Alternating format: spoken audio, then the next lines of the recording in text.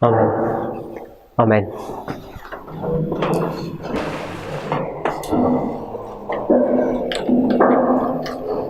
So we're looking at 1850, and we've recognised that it's the loud cry. Do we need to go over this history again? Matthew 21 verses 25 and 26, or are we okay with that?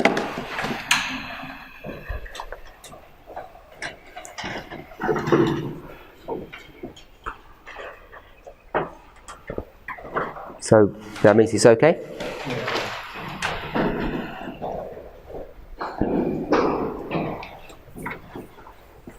So we saw in 1848 there's a shaking in Europe that's going on. People think it's the preparation for Armageddon, but Ellen White says it's not.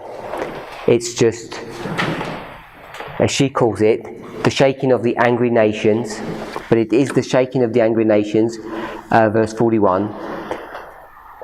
And it's not the shaking of the heavens, the shaking of the powers of heaven either. So that's quoting from Revelation 11:18. So what will 1850 do for us? If it's a loud cry, it must have some kind of property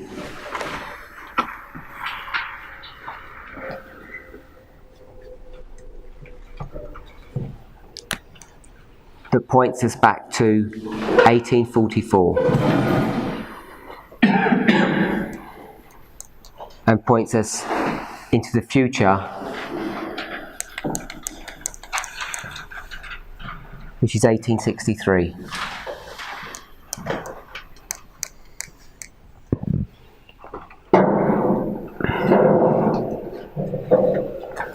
Who has some thoughts about that?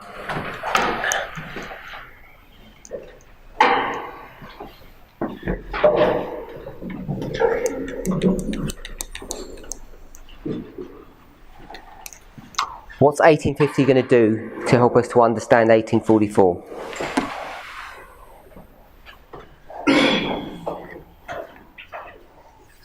What things are happening in 1844 that we now understand here in 1850? Same question, but just rephrasing it in a different way. In 1850, they now understand and they're going to the most holy place. So we'll go what's happening in 1844, that's what I'm asking, I guess. What events are happening? There's a disappointment.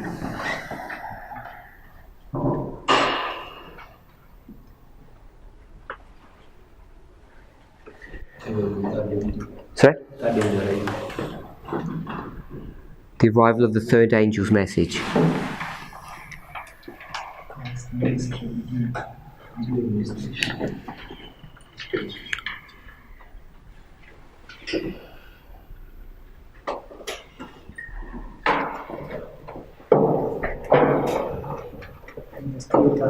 Sorry? There is a separation.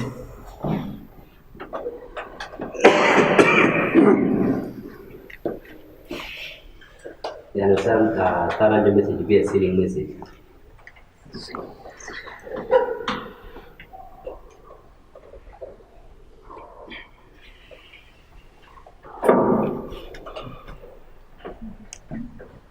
Do you remark what is happening on 1844 as a way Makoro through that is 1950? Treat 50 as a different way. In a different way, Mark. But if there's something going on here that's relevant.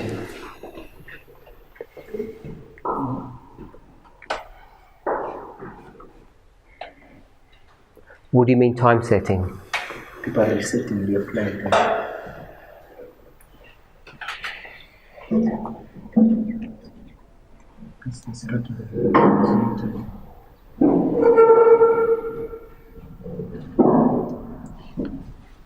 So I'm going to put there's a failure of time here. At least some people think there's a failure of time. The time message has not worked. Prophetic periods. Sorry? Prophetic periods.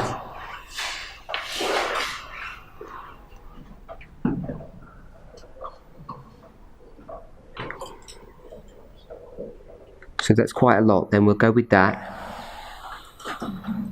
So what's happening in 1850 to help us understand the past.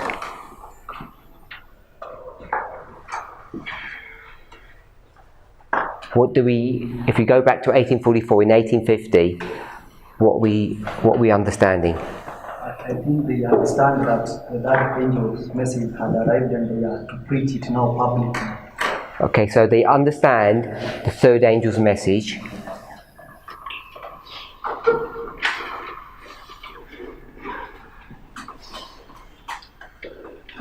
And they need to preach it.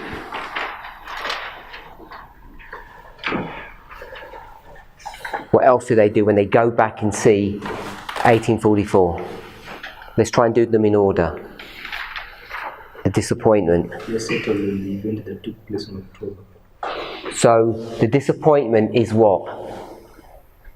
Location. It's a subject of location. So now they understand the location of the sanctuary. We've done the third angel and the most holy place ministry. That's what they're understanding, so that's connected to this, the location of the sanctuary. 2 classes.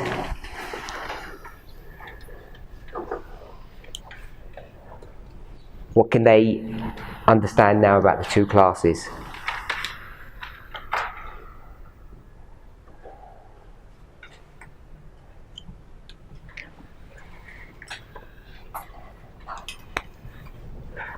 Let's put one more here. I'm not sure if they have full cognizance of this, but we do. We understand that what's happening in 1844, October 22nd, that we've spoken about already. Sorry?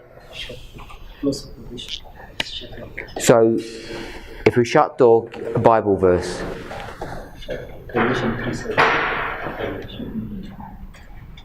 So Revelation 3:7, you said? Yeah. So Revelation 3:7 is what? So this is Philadelphia. So they understand they experience this shut door, and now here they actually understand there's a shut door, and that shut door is obviously from Revelation 3:7, but where else would it be? Matthew 25. So that's those 2 classes that they can understand. So I'll put shut door. And that's the 2 classes. The ceiling. Something different here. 1844 is a reasonable prophet. It makes sense.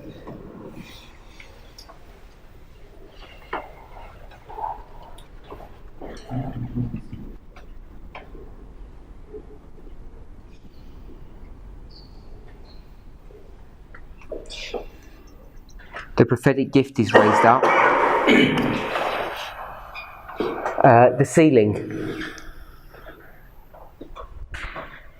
We know that third angel message is a selling message, and they begin to publicly give in 1850. It's the present. Sorry? It's the present.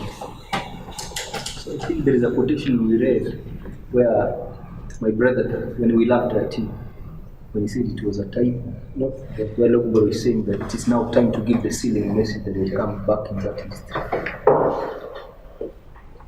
So they understand that the sealing started. And what is the sealing? What do we say the sealing is?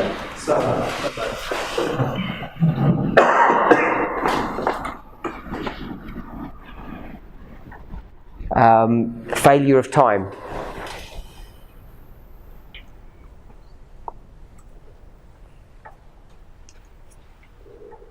There's one group that says that there's a failure of time, and there's another group who say it's not a failure of time, it's a failure of location. So this is connected to the 2 groups. All of this is understood and explained. The end of the prophetic period, so that's connected to time setting. And we've just done Revelation 3:7. The prophetic gift.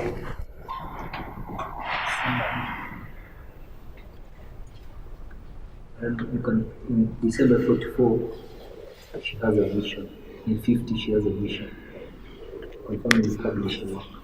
So now, in this history here, when this cry is being given, it's connected to the past, because in the past, this is where Ellen White began her ministry.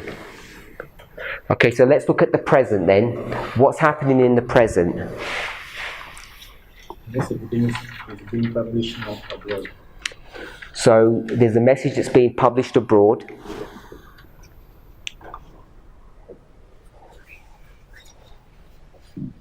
Anything else?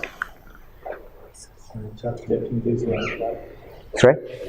Chart, maybe chart business making. There's a chart making business, so there's a competitive spirit that's in this history, and we know that in this present condition, or in this present situation, I don't mean we, I mean in that history itself, the chart making business is identifying that there are two groups. There's one group who are not doing God's will, and there's one group who is doing God's will. What's God doing in this history at the present? Someone say something?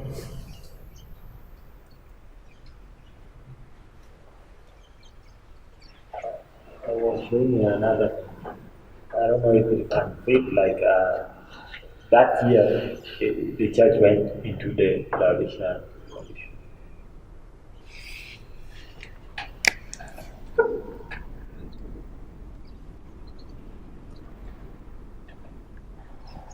Someone say something? The 1850 chart for the policy. The policy by the chart. So Habakkuk 2 is fulfilled.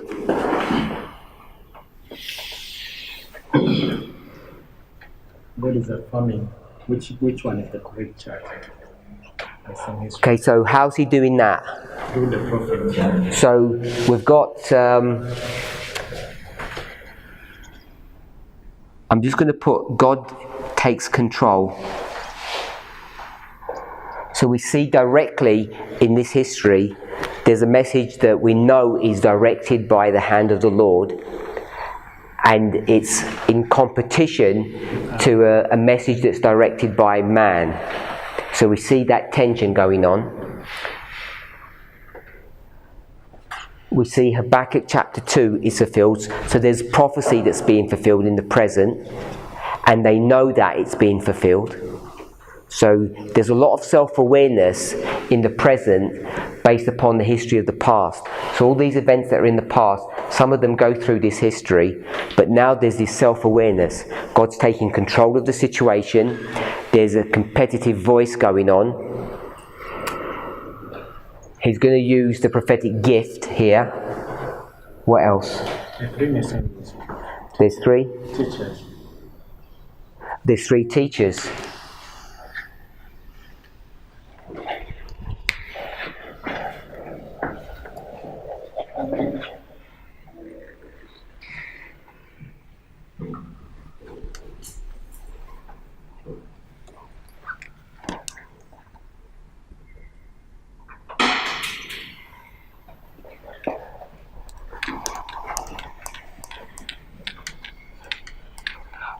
(1848), which is this past history. What do we say about that? I have a thought. In 1844, how many Millerites remained? I think there were 50, and there we can also mark number 50.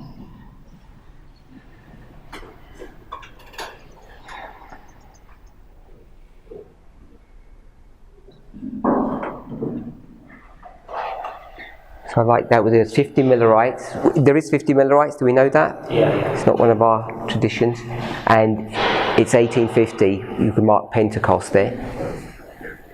Someone have the hand up? Because in 1850, the organization matured. How do we see that? Future. 1860. How do we see the organisation being matured in 50? Have we read something along those lines, or Maybe read some in quotation. Anybody recall? I think there's somewhere it was saying. A bit louder. There is somewhere it was saying that, I don't know, something along like that, does not agree with third angel should be disfellowshipped. We read a quotation like that. Say that again. Someone does not go along with the truth of the third angel should be disfellowshipped. Okay. 18 MR. 11.3. 11.3. Do you have it there? Yes. Could you read it? Says, God's people are rising, said the angel, never to fall again. Be careful, said the angel, lest the branches be cut off and others are raised up in their stead. I saw that some will bear fruit and walk to the glory of God. I saw you must keep close to Jesus and fast and pray if you could get the victory over the powers of darkness. I then saw that brother closely had wounded and thrown the hearts of God's people. I saw he has been stubborn and rebellious, and unless he changed his course entirely, the church should disfellowship him, for he has been a dead weight to the church. Okay, so it's identifying that there's a church, so we've got organization.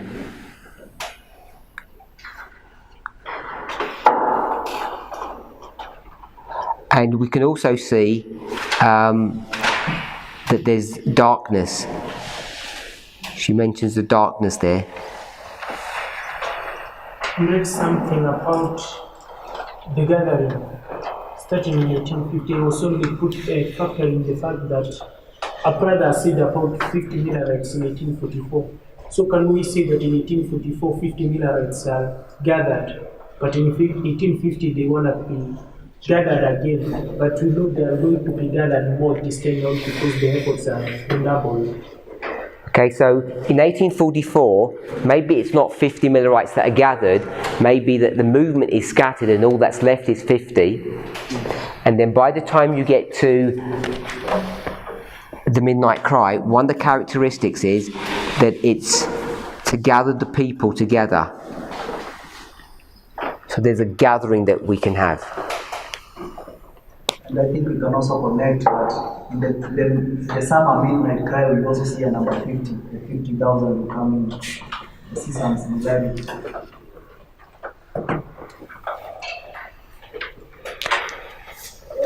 So in the summer, we've got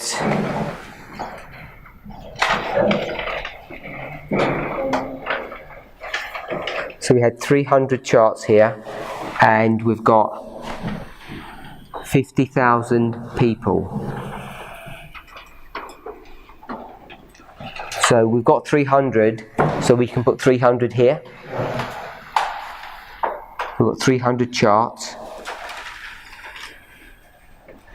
And what's 300 a symbol of?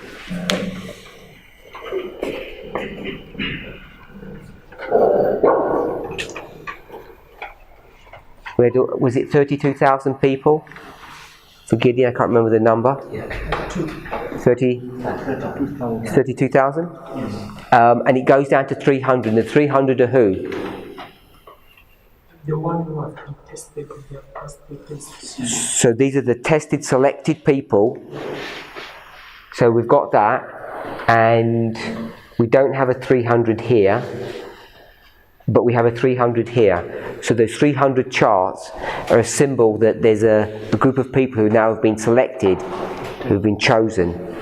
Can we also say that 300 is a symbol of gathering? Because at Pentecost, after the Holy Spirit descends, 300 guys want to be converted. So 3,000. So that's the point that he made before. We had 3,000 at Pentecost. So And 3,000 at exit. Yeah, so where's the 3,000? I thought we wrote that down. Yeah, 3,000 at Exeter, and that's why we put the 3,000 there, because we marked it with Pentecost. So, what are you saying here? 300 is a symbol of what?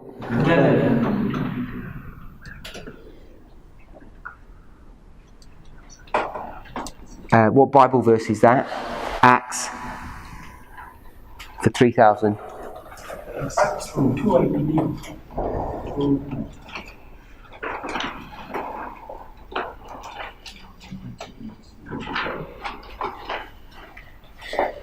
So we've got 3,000 baptized, Acts chapter 2. 41. Which verse? 41. Acts 2:41. Yes. You got 3,000 baptized. Someone said something?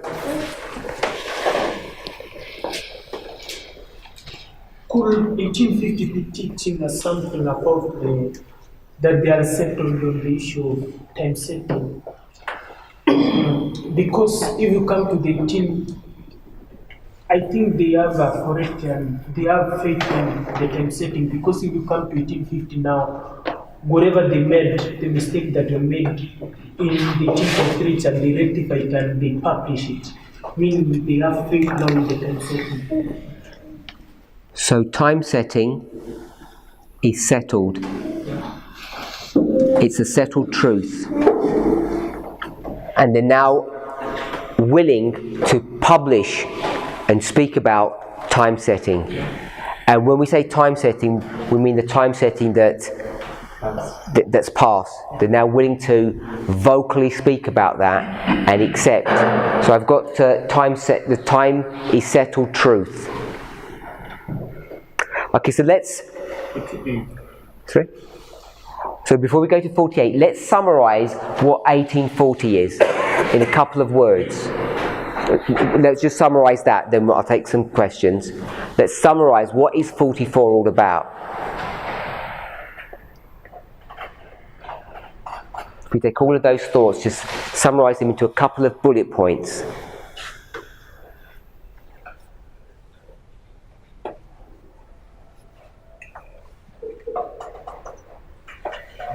I thought you were going to say something. No, but I can try. I can say it is close of probation because I can see the two classes. Okay, so even if we don't call it close of probation, we can see two classes are brought to view. So we can see that. We can also see a shut door, whether or not we're going to call that close of probation or not, but we can see a shut door. So we've got a shut door, we've got two classes being produced. The third angel's message, for sure, begins to do something. And what is the third angel even doing? Oh, it's here. The most holy place ministry. So there's some work going on in heaven. There's a third angel. There's a shut door. And there's two classes that are being produced. So if we just have those points, what is happening here at the midnight cry? Some major things that are important for us to think about. I think we say that in 1844, progressively that is being understood well. And from 1850 now they are going to preach public. So now they've got to a place where they can they're publicly talking about the third angel's message, which is the work that God is doing in heaven, and there's a corresponding work going on earth. What's the corresponding work? In this history that they're going to speak about with respect to the work that God is doing up in heaven. The sealing. So the work that God's doing in heaven, the cleansing of the sanctuary, there's a corresponding work of sealing. Organisation becomes a component of the message. We see that now. There's an explanation of the shut door. There's an explanation about the third angel's message. There's an explanation about the work in heaven. All of that is now fully understood, and they're able to articulate this in a way that they weren't able to do before. We can see it's Pentecost. There are three teachers, third angel's message if you like. And it's a fulfillment of prophecy, Habakkuk chapter 2. Why have we got Laodicea there? That's because we mark Laodicea there, but we're not sure exactly that would be a component of the midnight cry. We're just marking that there. 1848. What's 1848? I think Laodicean is marking those who were sleeping in those who are trying to touch with the water. That means he was calling them to awaken from arousing from their condition. So the Laodicea is to arouse those people. Which people? I have a quote here, but it's someone particular. Okay. Okay, I think those who have not embraced the Caribbean message. So Laodicea is those who you're speaking to. Yeah. It's not the people who are giving the message. Yeah. The people who are receiving the message. Yeah. Okay. 1848. What's happening in 1848?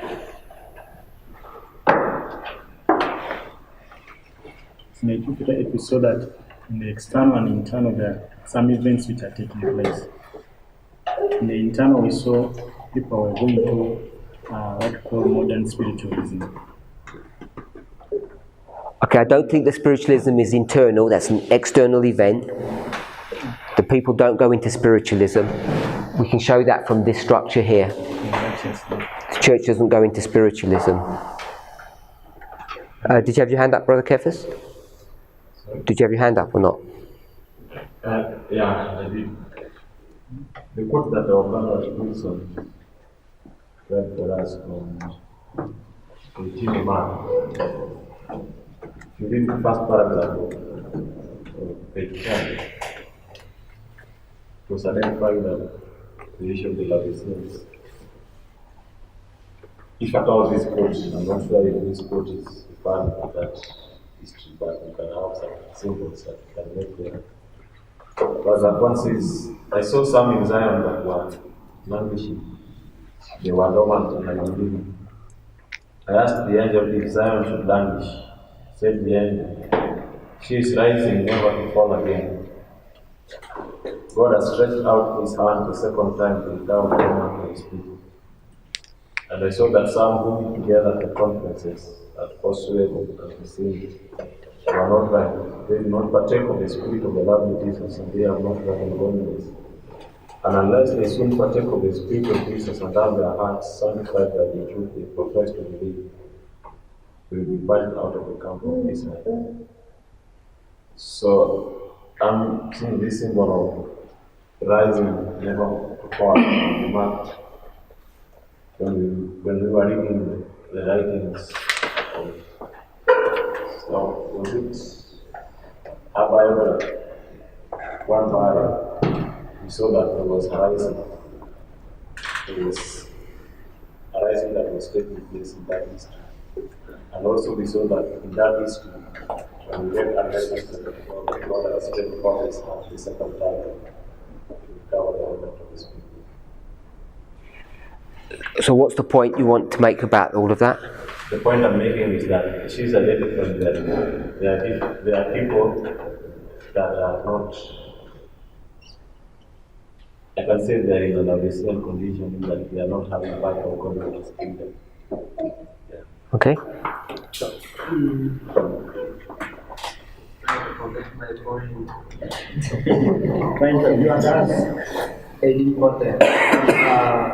1844 we saw we are put there the prophetic gift some connection with 1840 because we read Luxembourg's work that Ellen White is being given a vision in 1840 to make those people come. 1848. Yeah, 48. And so 1848, internally, Ellen White has a vision to start the publishing work and start proclaiming the sealing message or the third angel's message. So I get the quote, 16 and Mark, starting from that one. And what's this for? What's this going to tell us? Well, the people that affect the world. I didn't understand what you said. 16 and Mark. Starting from that one. And what's this going to show us? People Who attacked the world? who were Who attacked the possession? So I'll find it and read it.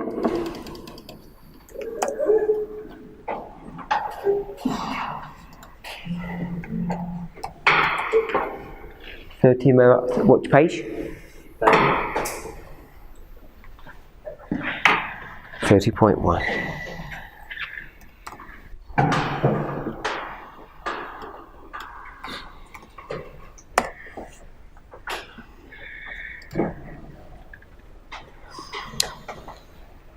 So this is 1850 January. Last Sabbath evening the Lord gave me a view of many things which I will now try to relate. I saw the people of God. Some were dormant and stupid. They were but half awake and did not realize the time we were living in. I saw that a man with the dirt brush had entered, and some were in danger of being swept away. I begged of Jesus to save them, to spare them a little longer and lift them up so that they could get a sight of their situation before it should be forever too late. The angel said, "Destruction is coming like a mighty whirlwind." I begged of the angel to pity, to save those who were attached to their possessions and who were not willing to cut loose from them and distribute them, to speed the messengers on their way to feed the hungry sheep who were dying for the want of spiritual food. So she's marking here the Laodicean condition. And who are these people? Are they the people who are supposed to be giving the message, or the ones who are receiving the message? People not supposed to support the people that give the message. The ones that are giving. Yeah, these aren't the ones who are receiving. The Laodiceans are the ones who are supposed to be working, and they're not. And he says, if you don't work, we'll sweep you out of the house. Okay, so they're in the household of God, or the fold of God. It's not the recipients, it's the givers of the message that these Laodiceans are being targeted. Yeah, second sentence is very clear. It is saying, I saw the people of God. Some who were dormant and stupid. So it was the people of God, but some of the people of God are dormant and stupid. So, if we take that at face value, that means we can mark Laodicea in 1850. We already had evidence for that. What evidence did we have that it began in 1850? Page 204.3. So we'd already seen that. Okay, so what about the future? What's it showing us about the future? Or preparing us? 1840 is doing what? It's preparing us for the second angel. We've got the 1843 chart, which prepares us because it says 1843, but in 1842. Fitch is preparing us. Snow has already had his article published on the 3rd of April, warning us about the future work of the second angel. We come to the midnight cry here, and it's preparing us that the bridegroom's going to come. Early Writings 248 tells us about the work in the future.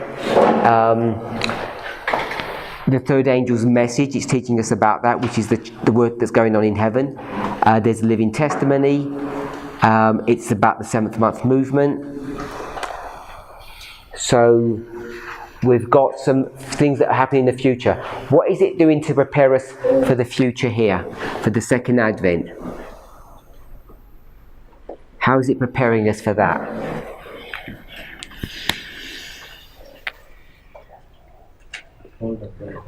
Sorry? I don't think we see that language there. I think we are preaching the sealing message because they know that God, Christ's second coming is about. It's around the 1863, said Christ's second coming, so they are preaching the last message to gather the 11-hour workers. So the work of the chart, the work of this message is the final warning for people to come. It's a gathering message. It says gather, prepare before the end. So we can see that it's the last message for people to come and prepare to get ready. So we can see that. What else? And the message they are giving, the third angel's message that they are presenting to those people. So if it's the third angel's message, what does that mean? It's a same message. What is this? I'm not sure what you mean by it's a sealing message. Okay, so I think that's what my brother just said. It's the sealing message. They're saying the sealing message in the way I think tell me if I understand this correct. You're in the world and you need to come into the church, and when you come into the church, we'll put a mark on you or a seal so that you're in the right place. What else is the third angel's message though? Okay, there is that saying where she says that Joseph let's preach about the 10 commandments with power. This is Christian Experience, CET 117 paragraph 2. Okay, so they start preaching the commandments of God with power. So we are addressing 1850. Bit louder. We are addressing 1850, and at least here we are addressing at the context that it's preparing the people of the world for the second advent. But if our suggestion that everything will happen in that history to usher in the second advent in 63, I see that 50 is also preparing those who are giving the message to go through the time of trouble, at least into the second advent. So this third angel's message is to say, what do you need to do? You need to prepare for what's about to happen. And what's about to happen? Judgment's about to happen. It's going to be poured out upon the earth. So you need to prepare for that event, which is the second coming. So there's this preparation for the second coming that we can see there. And it's the third angel's message. So they now understand that Christ has entered the most holy place, and therefore it prepares them for the final temple dispensation, Christ coming out of the most holy place. So we know he's in the most holy place here, and we're preaching that, and what we're preaching now is that he's about to come out, and you need to prepare for that, because when he comes out, he's going to bring judgment with him, which is exactly what Snow was teaching. So the preparation is the third angel's message: prepare for judgment that's coming, prepare for Christ to do another work in heaven, which is coming out the most holy and coming back to earth. And they connect the organization tells the church triumphant. So it's saying prepare for what? The church triumphant. God's church is gonna fully. So prepare to join the church triumphant. If we're going to say the church triumphant is in heaven, Ellen White speaks about that. So prepare to become one with the church triumphant.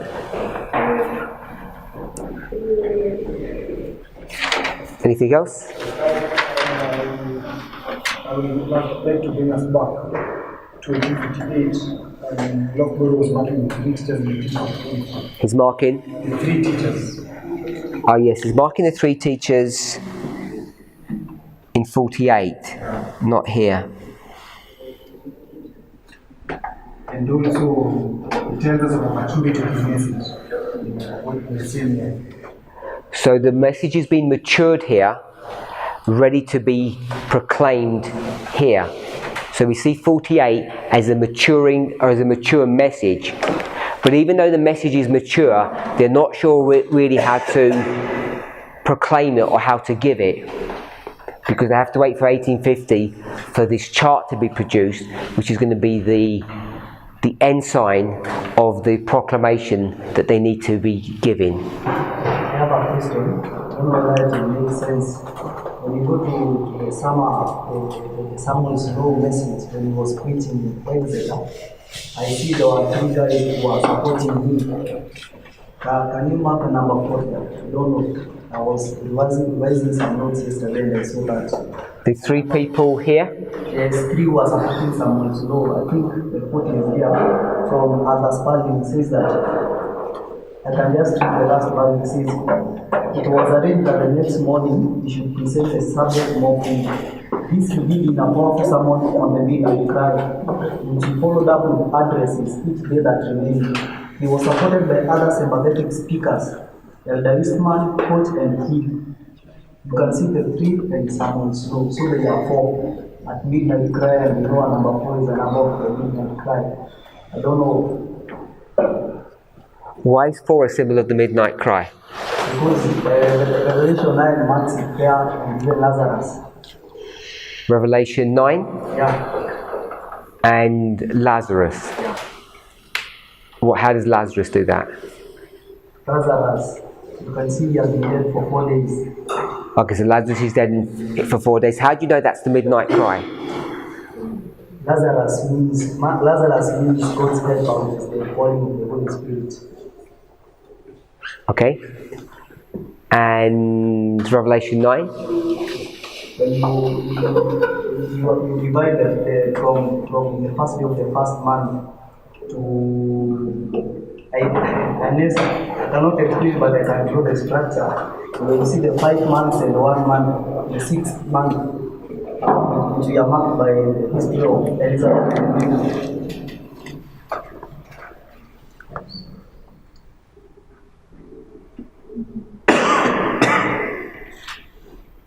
Yeah, then from 5 months is the symbol of the 5 months that the 5th trumpet was to do its work from 1229 to 1449. Then from there we go the 391 and 15 days. You can see how it is described is a day, a year, a day, a month, a year, and an hour. You can see the number 4 also. And still from there you can see from 1844. 1840 is when the 6th trumpet was going. So this is 1449? Yeah, from there. And you can see... The 391 and 15 will end at 1840. Where's that? The next way mark. Here? Yeah. Then from 1840 to 1844 you can see the number 4 there. 4 years? Yeah. And... From 1449 to 1453, where the Constantinople wall was broken, you can see the number 4. Say that again? From 1449 to 1453, it is 4 years. Where's 1453? 1453 is what you should mark then from 1449 when the wall was broken. Where do I put it? Yeah. Where? Let him do it. From 1449, here, you mark another way mark, you write 1453. Here? Yeah. That is 4 years when the wall of Constantinople was broken. And this is? 1453. This time span? Or you're not going to do anything there? I'm not going to do it. So, what are these waymarks? Now from... What's that waymark? That waymark is now the first day of the first month. 9/11? Yeah. And that waymark? That one is... I know the 1453 is what waymark? Midnight Cry. And this one?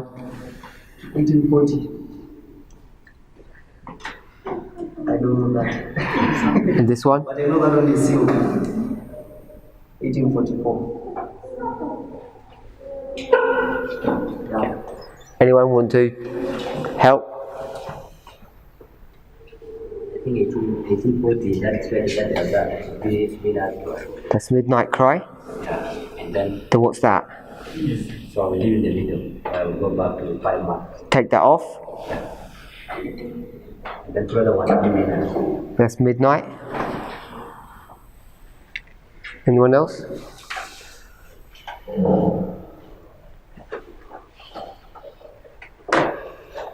Midnight. Sorry? I think it should be midnight. That's midnight, not that one. 6 ends at 1453. The 6 ends in 1453. Yes. 6 months. So 6 months goes to here. Yes. That's 6 months, not that. That 1453. Yeah. So what's that then? Midnight, then midnight cry. That's midnight. Yes. And that's midnight cry. And what's that one?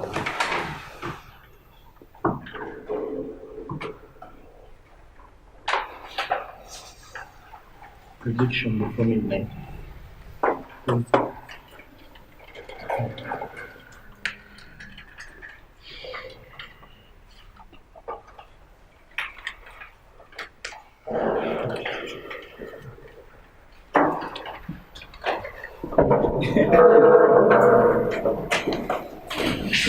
We've got time prophecies to get to here, haven't we?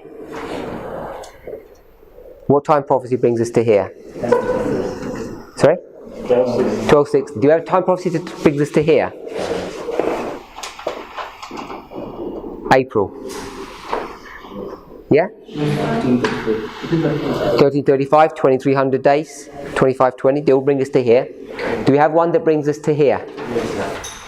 Yeah? Revelation 9. Do we have, so we have one to bring us here, it's the same one. Do we have one to bring us here? Do we have one to bring us here? Summer. Yes. What time prophecy brings us to the summer? I guess you can. If the year 457 is the year 1844. Sorry, if what? If the year 457 is the year 1844. We have 3 dates for the year 457. First day of the first month, first day of the 5th month, 10th day of the 7th, which will line up with 1844. Okay, so we've got a prophecy that here it's the 2300 days, and it's Ezra 7, 2300 days. First day of the 5th month.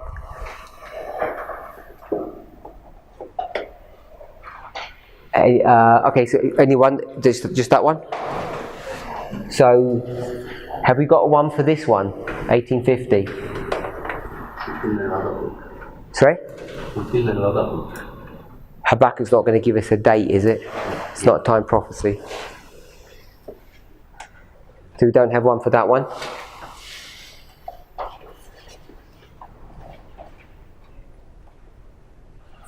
For the 1850 chart?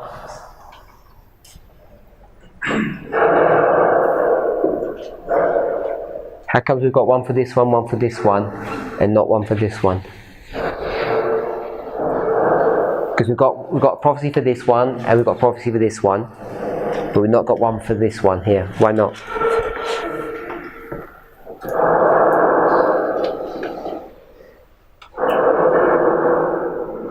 Maybe it's because we're in the scattering and maybe there's no time. I don't know. Okay, where were we just a minute ago? What we were just talking about? Oh, we were talking about this. Who can tidy this up? Who can? Who can tidy this up? Because we're not. I think there is a way in which you have applied it in times before. But based on the fact that our series of classes have shown that 1844 is a symbol of the close of probation. So that 1844 lines up with close of probation. I will take 1840 to be the Sunday law, 53 midnight cry. 1840 Sunday law. And 53 midnight cry.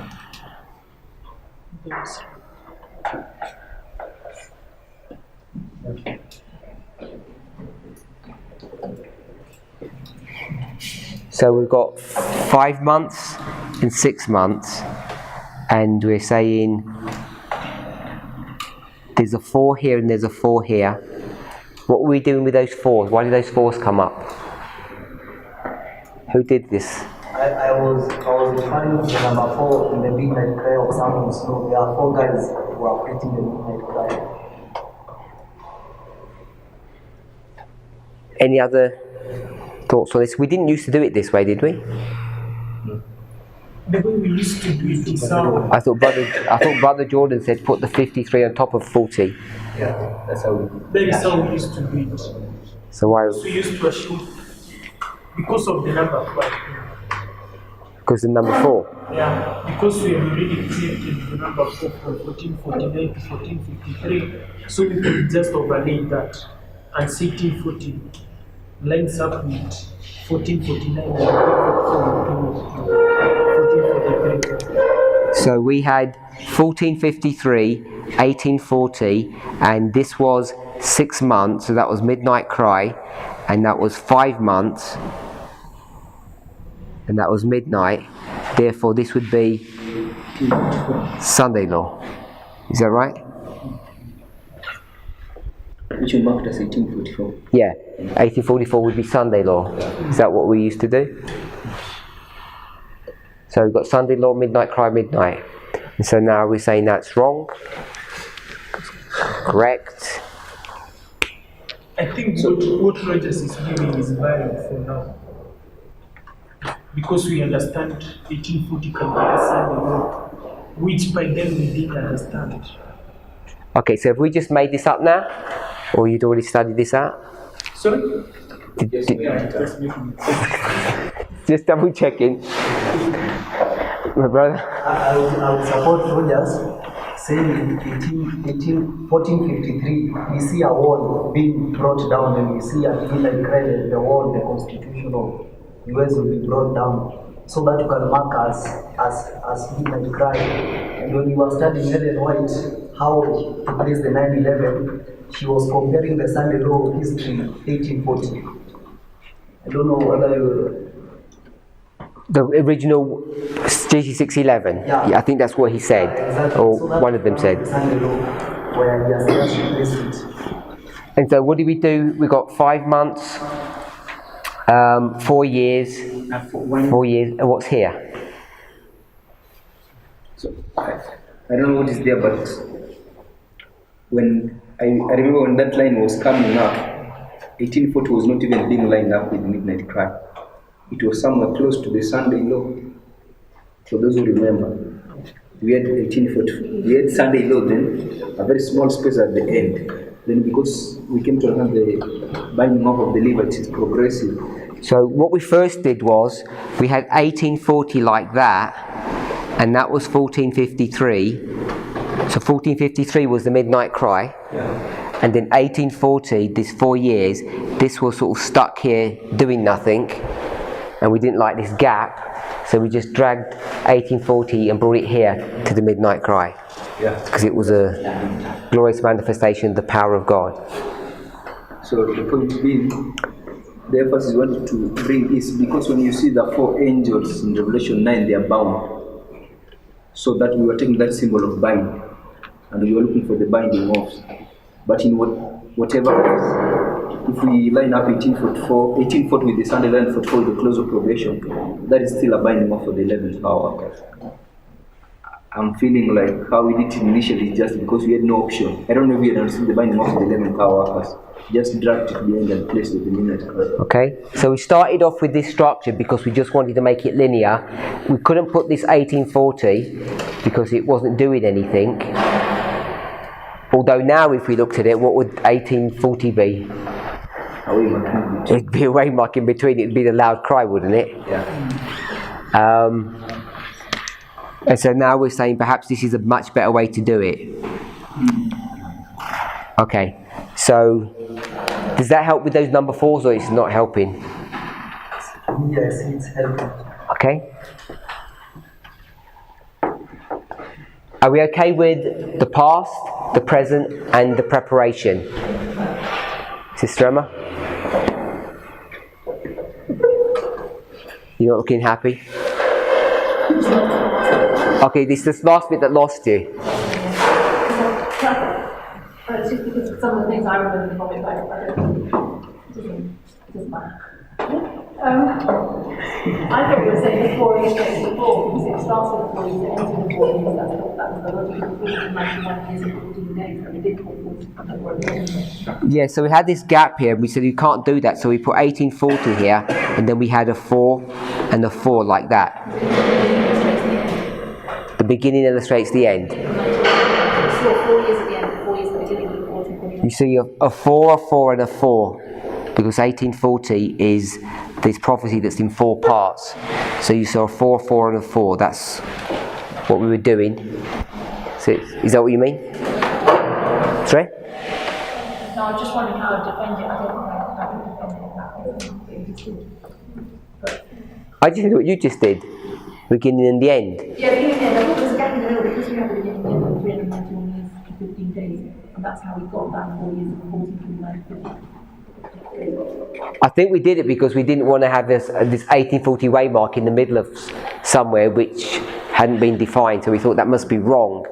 But But now we actually realise that there is a way marked there anyway, so maybe it was originally correct. Yes. Go ahead. I remember the reason why number 4 was marked there. So when you see the beginning of the sixth trumpet, so you see it is marked there. It is by number 4. And when you see almost to the end, so we see resurrection symbolized by number 4, 1840 to 1844. So I'm saying this is the reason why it was marked there. So it was because of symbol of number 4 is marked in the beginning and to the end. So, back at this point, I'm seeing that there are number 4 repeated 4 times in that line. The beginning in 14.9, there's a 4 sultan and there's a 4 progressive. From 14.9, There's 4. 4 from the beginning, 4 sultan. And then there's a 4-year period from 14.9 to 14.3. And then at the end, 1840, then we see that there's a 4 European nation coming together in 1840. And then 4-year period from 1840 to 1844. And brother was marking, in that line that we marked there, 1840, that is a Minar, and then we see that there is a 4 European nations that coming together. And I compare Minar Troy, whereby there are 4 speakers as a point.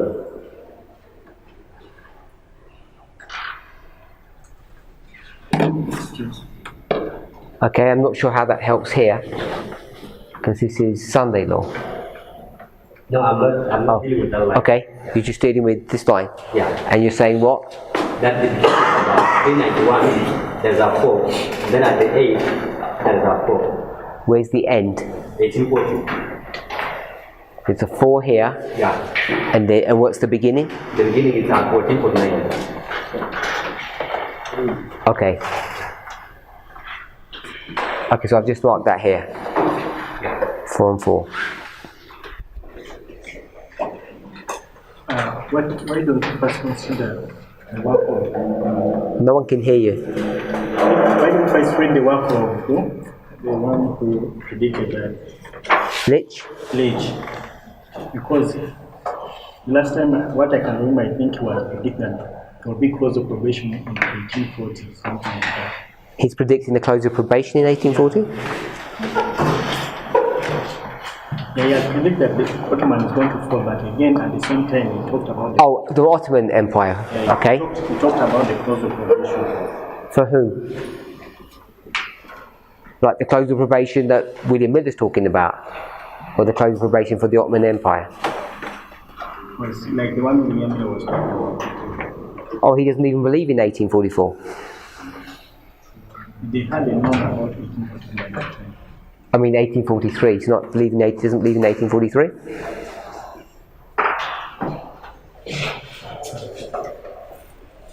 And last time I read that he was talking about the fall of Ottoman Empire and also probation of that time. Okay, I guess I haven't read that. You're saying he's saying that everything's going to finish here. Maybe was saying it was a question of the church. Okay. Okay, so I'll leave that as it is. If we're okay with that. Brother Kefis? Was pointing out the publication of the 1850 chart. I thought we read last time pointing out the publication of the 1850 chart, but we believe that was receiving paragraphs. Somewhere to say that I saw that the reading of Revelation 18 verse 4 meant the churches and that we were bid to come out of her, that we be not defiled, partake of our sins, and receive of our plagues. I saw that Brother Bates had not applied Revelation 18 verse 4 correctly, and this nearly caused confusion. Now, which history is this? Is the history of the people of this, or is the history of the Because this is.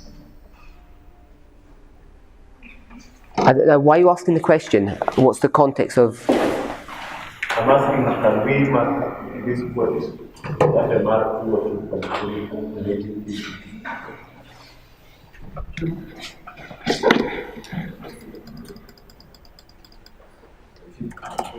What's the quote? 8. 5. Page 202.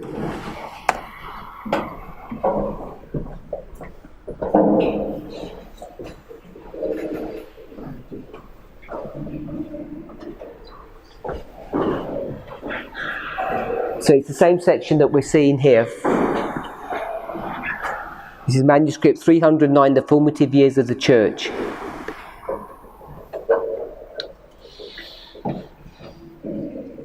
So this is written in 1850. I saw that the woman of Revelation 18 verse 4 meant the churches, and that we were bidden to come out of her. Just one point, regardless of what this actually means. We've discussed this already in class. What is Babylon?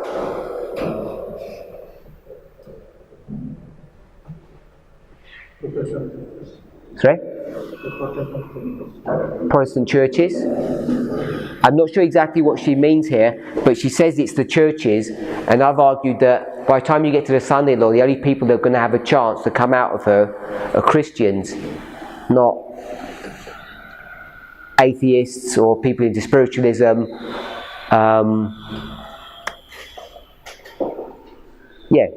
Not people who aren't into spiritualism. Basically, only the people that can come out are people who are already Christians, because it says about the churches. So the woman in Revelation 18 verse 4 meant the churches, and that we were bid to come out of her. I saw that the woman meant the churches, and that we were bid to come out of her, that we be not defiled, partake of her sins, and receive of her plagues. I saw that Brother Bates had not applied 18:4 correctly, and his error had caused confusion. So I guess we'd have to read manuscript 14 if he gives him more information. It's manuscript 14. It's the original one. Because I'm not sure what his view is of 18:4. So she certainly has a vision about this. I don't know what to do. What we'd say about that.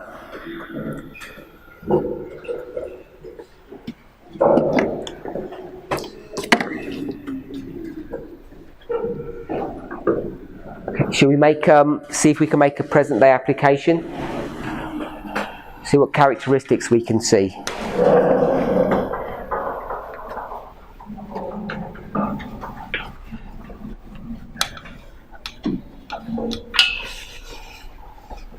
What's the past that we're looking at?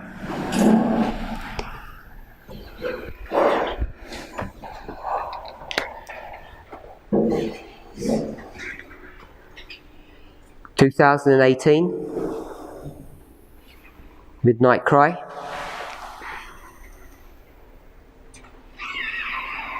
What's this one here? Before we meet the parallel, Okay.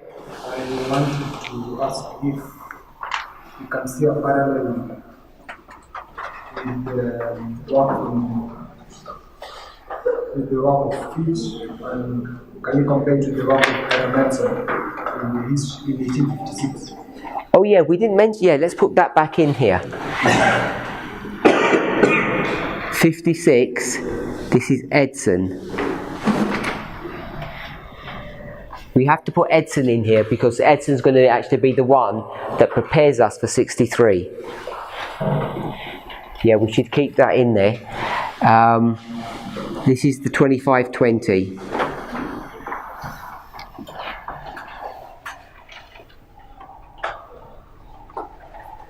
And I'd like to put Edson back in here as well, or we didn't take him out.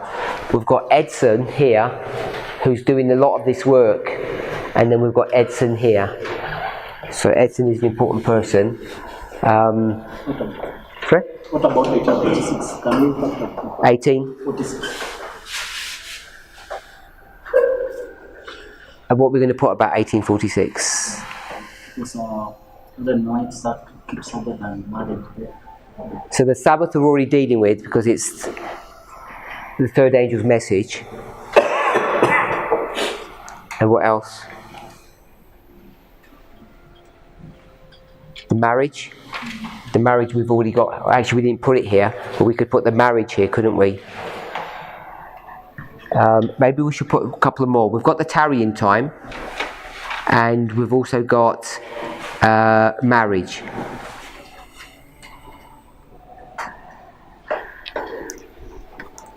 For the 250, we see that God put back together with people, but at the same time, He scattered outside. Last bit, scattered. He scattered those who are outside. So there are two things, gathering and then scattering. Who's He scattering?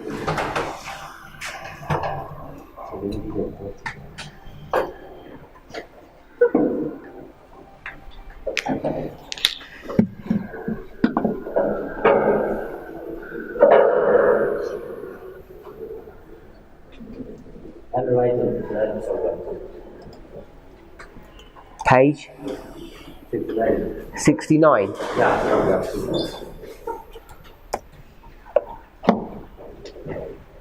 Preparation for the end. At Oswego, New York, September 7th, 1850, the Lord showed me that a great work must be done for His people before they could stand in the battle of the day of the Lord. I was pointed to those who claimed to be Adventists but who reject the present truth, and saw that they were crumbling and that the hand of the Lord was in their midst to divide and scatter them now in the gathering time, so that the precious jewels among them who have formerly been deceived may have their eyes open to see their true state. And now when the truth is presented to them by the Lord's messengers, they are prepared to listen and see its beauty and harmony, and to leave their former associates and errors, embrace the precious truth, and stand where they can define their position. The Lord was in their midst to divide and scatter them, so He's going to scatter them in the gathering time. Like that. It's Early Writings 69.2. Brother Wilson, no? Which date is this? 2014. 1989? No, 2012. 2014. Sorry? 16? So we've got 1989, no one said 9/11, 14 and 16. Oh, and 12, someone said 12. So let me defend my position why I think it's 2014. Because when we come back to this history, we are 40. So we must come in our history, identify what is 40 and what is the sum. And I want to say that when you come to consider 2018 is the sum, so it should point you to a way mark. Because when you came to the summer date, it was pointing to April 19th. So it should point to a way mark, which is declared by April 19th. And that, in my understanding, is 2014. Not 9/11?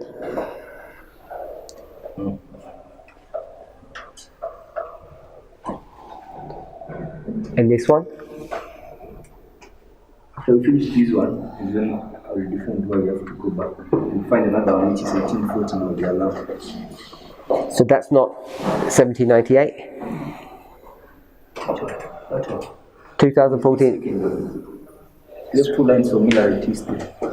We've got 3 actually, we've got 3. Okay, but this one, I'm saying is this one. Okay, and this one is what? Discuss that one in our history. It's not the same one? Which application? You're not going to put 3 underneath that, or? I'm saying, if you go to Miller history, like you've done Miller history. Okay, so this one you're not going to make 2018. 1840. I'm just trying to understand what you're saying.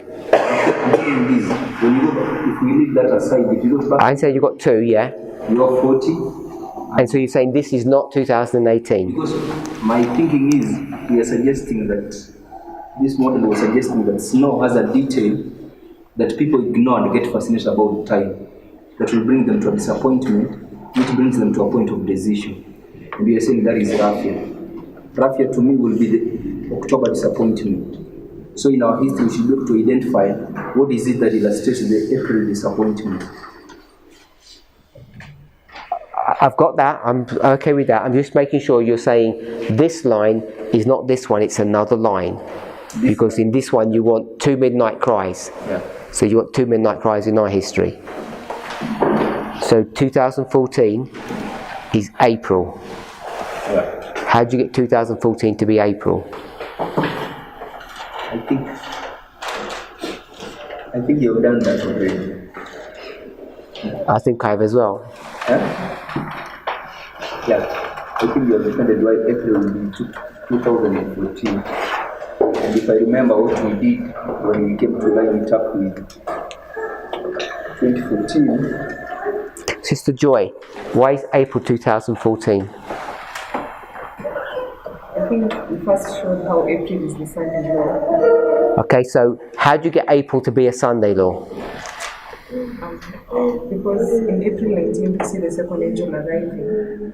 And in the Sunday law, we see the second angel arriving. That's now the angel of Revelation 18. So, April the 19th, here, you've got the second angel. And in Ellen White's writings, Great Controversy 603, Early Writings 277, you've got Revelation 18, which is the second angel, and that's at the Sunday law. So April the 19th lines up with the Sunday law. Everybody okay with that logic? Yeah. You okay with that logic? And we're saying, without going into the detail, 2014 is a Sunday law, therefore this is April. Everybody okay with that? Yeah. Brother Jordan, why 2012?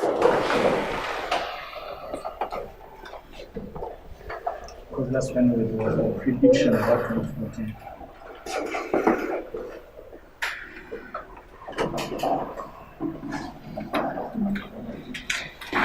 So where's 2014 then? So you put 2014 here.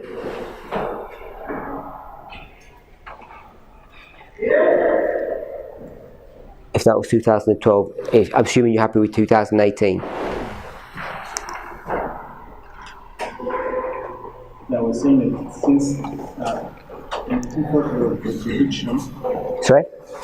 1840 was the prediction which came to fulfillment. So in the central of the prediction about 2014. Are you going to mark 1840 as a prediction or 1838 as a prediction?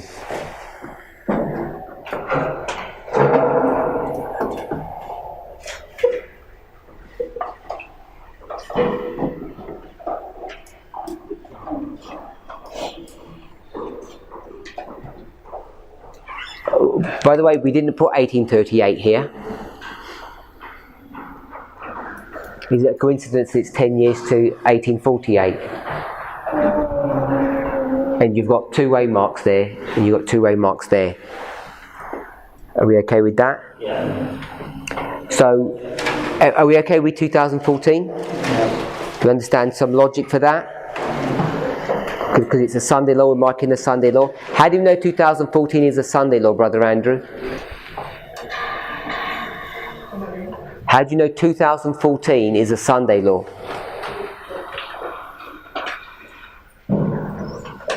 Because of VC6 11. That Sister White's tied the second angel message there with the April. You don't think that's Daniel 11 verse 41? Sorry? You don't think that's Daniel 11 verse 41 in GC 611? GC 611, you don't believe that's Daniel 11 41? Yes. Do you think 2014 is Daniel 11 verse 41. How I understand is this that last time we lined that 19 was the Sunday. Okay. And the way I understood it is that as in 2014 we predicted also the Sunday, so that's the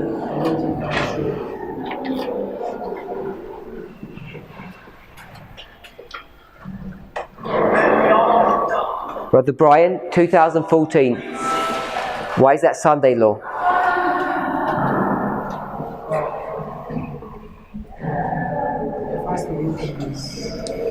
The first reason is that's where there was a prediction of the Sunday. The second belief is not as strong, but 2014 using the agricultural model, that's where we find the investigative judgment. That's where we find The investigative judgment is a particular of two classes. They can be distinguished. Okay, so you're going to use the agricultural model to get a waymark. How do you know an agricultural model is going to give you a year? Agricultural model will give you a waymark. How do you know what year that waymark is? Are you asking how we come up with 2014? Yeah. So using 126. So you can use 126 from 1888, get to this date, and then you can use an agricultural model to tie that up with. In 1888 you can see a Sunday, no?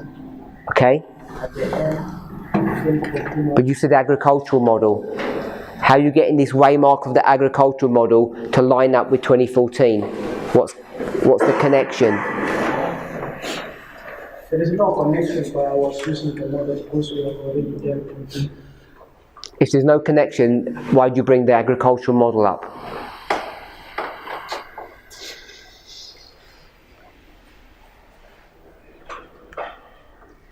Who can help him? Can you help him, my brother? I want you to tie the agricultural model up to 2014. As you see, there comes a way in the agricultural model where you can be able to distinguish between the two crops. Okay? And this is the point that you look into our history and see where we first see the distinguishing between two groups, or where we can first locate two groups in the movement. And going back to our history, we locate that at 2014.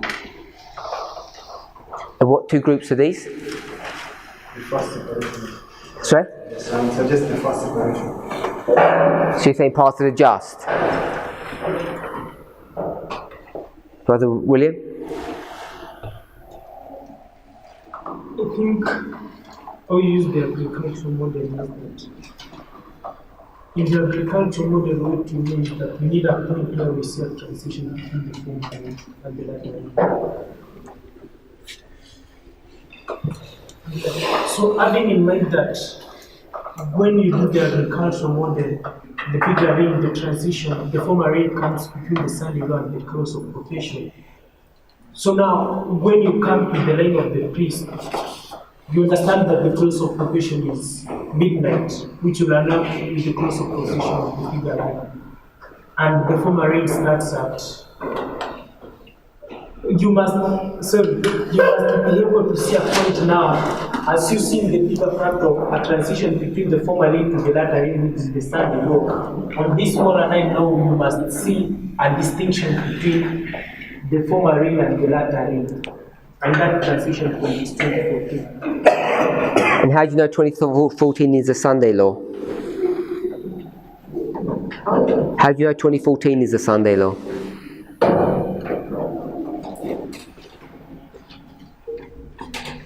I've got Sunday law, two crops, former and latter rain. How do you know that waymark is 2014? How are you connecting these together? I think how we connect it First, I think we have to come up with 2014 as a winner before we connect. How? 2014 is mainly established through the separation and the 126. So we've got 126. Separation, path of the just and us. Yeah. And then we have the 126, which creates 2014. So you already have that structure of 9/11 2014 and the close of probation, which is in a bigger range. Say that again. I'm saying you already have, after establishing 2014 as our wema, then you have that structure. We know we have 9/11, you have 2014, and then you have midnight. Without factoring in where it is a Sunday law or not, you already have that structure. And then when you line up with the agricultural model, it fits. Okay, so you're just going to get it to fit in a structure that has 9/11 and midnight. Yeah. And what's midnight? I'm saying when you overlay the two lines over each side. Which two lines? The bigger line and the line of 144,000. Yeah. Anyone else? To track. So my understanding about 2014 was developed and predicted in 2012 is by looking at the 126 number. And that was projected from 1880, because already it was understood that there is 126 years that take us from 1863 to 1989. Then it was understood that 1863 has a connection to 88. The other number was projected from 88 to 2014. Now, when you read the books of Ellen White, now already in this class we have discussed that when you go to GC 611, the primary intent is that she's marking Revelation 1 to 3 as the Sunday law, and Revelation 18:4 after the Sunday law, in between that history. So once 126 is developed, which connects 1888 to 2014, if you go to the books of Ellen White, you can see her marking Revelation 18:1 to 3 at 1888. So, based on that connection, we can mark Revelation 18:1 to 3 at 2014, and if you come down to GC 611, you'll see that she marks Revelation 18:1 to 3 at the Sunday law, and she says that angel is the latter rain. Therefore, we mark the latter rain at 2014 based on it is tied to 1888 when that angel comes. Anyone else? Let me seek a clarification on your question. You're asking how we come up with 2014, or how 2014 is the Sunday law or what? Someone put 2014 here. They said it was April, and the reason they connected it to April is because April's connected to the Sunday law. So I'm saying, how do you know that's the Sunday law? How do you know that 2014 is the Sunday law? Because of the events, the external events, because we know that prophecy has both external and internal aspects. What external events tell you it's Sunday law? So we know that there are external events that took place in that history that have the characteristics of the Sunday law. Number one is Islam. We have the agitation of ISIS and the Caliphate. Number two is the annexation of Crimea by Russia, but I'm not quite sure how that becomes a Sunday. Okay. So there are things that even in 2014, if I have not gone wrong, for example, when the Protestants gained the majority of the House, Congress? Or so because those events have prophetic meaning, they have prophetic significance to us. In a sense, they point to Sunday. So the Protestants didn't have control of Congress before that, before 2014.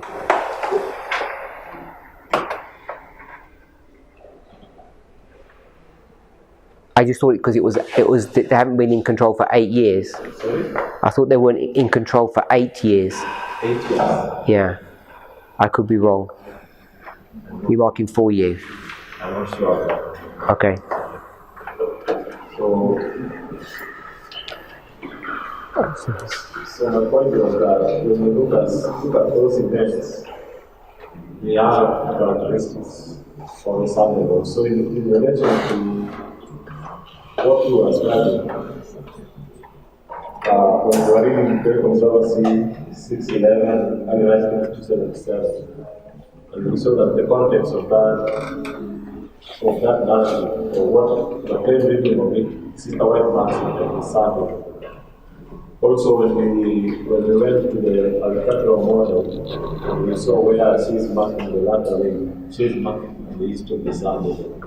With an understanding of what 2014 is, we are marking those. So you've got the annexation of Crimea, you've got the creation of ISIS, and you've got Protestant churches taking control of Congress, and that's why you're going to mark it as Sunday law. Okay? Okay, I want to add something to what I said. When you look at 2014, it has a link to 9/11. At 9/11, the USA Patriot Act. And I think it's at 2014, the USA Patriot Act that is when the USA Patriot Act is revoked, and instead of it, we have the USA Freedom Act. But we usually mark in this movement that 9/11 there was an attempt of a Sunday law based on Psalms 48, but the law defers that. And approved for that Sunday law is the USA Patriot Act.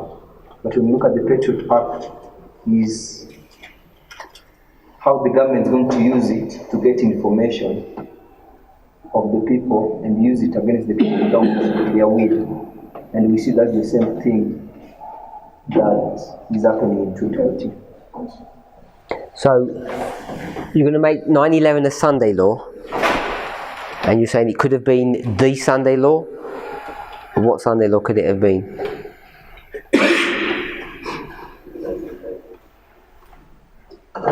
This is 1141.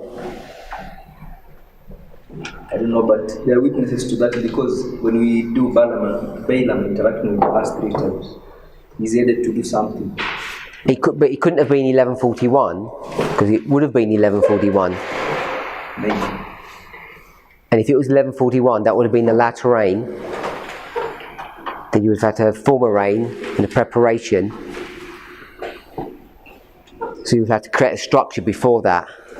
And the problem at 9/11 is that we're just taking over from because Saul has just died at 9/11. Saul.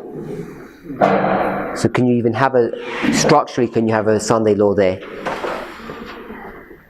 Are we prepared to put Sunday laws and events outside of a structure? Because I think you're going to have to do that to make 9/11 a Sunday law.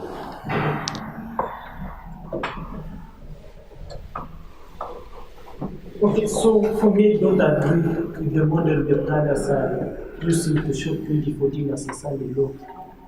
I believe what they are saying will be strong enough. You just tell us what you think then. Okay, what I think is that when you are working in what we call fractals, you don't develop a concept by seeing it in a small fractal, then you apply it in a larger. You rather see it in a larger and bring it to the small fractal. So I believe if we have to understand how 2014 is a Sunday law, we go to the actual Sunday law. I don't mean if actual Sunday law does not mean 2014 is not the actual Sunday law. What I mean is that you go to Daniel 11:41, the one that Sister White speaks directly, and then we have characteristics from there, and then we apply it to see how 2014 fulfills that. But seeing 2014 and then you apply it to Daniel 11:41, that has never worked for me. It's like seeing the characteristics of midnight and applying them to Daniel 12:1, which has never worked. We always bring Daniel 12:1 and apply them to midnight. So what they are giving will be strong, but will not be primarily enough to show that 2014 is a Sunday law. Okay.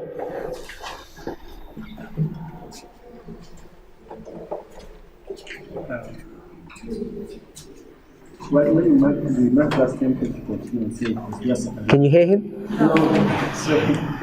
Last time we met that 2014 it was just a lamb of the midnight cry. 2014 is the alarm with the midnight cry. I remember, yeah, we marked midnight cry 1, then midnight cry 2. But again, as far as what happened in 2014 in the external, to make it, call it, because there was an attempt to bring Sunday law in 2014. There was? An attempt. There was? Yes. Where's that documented?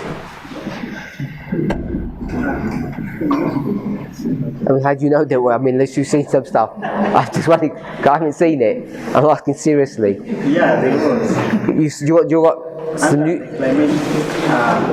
Under the law which was passed in 2015 of protection of the environment and family day. So you're telling me a climate change law is a Sunday law? It's a disguise.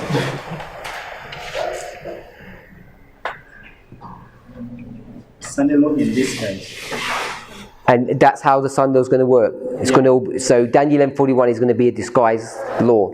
Henry White had a quote and said that the movement of Sunday law movement is working in darkness. Until? Well, it's all going to be always working in darkness. Do you believe in that? Do you believe there's going to be an agitation of the Sunday law? Yeah. So how can that be in darkness if someone's agitating it? And it won't just come by saying National Sunday law. It will start progressively by introducing what Trump introduced, like the National Prayer Day. Then from National Prayer Day, then it will become a universal Sunday. So you think this 2014 Family Day you're going to mark that as a Sunday law? Yeah. Because which Parminder would the government of the United States will choose Saturday? So Daniel 1141 is a family day. Daniel 1141 is the true Sunday law. And this is what? Another more an agitation for that. Okay.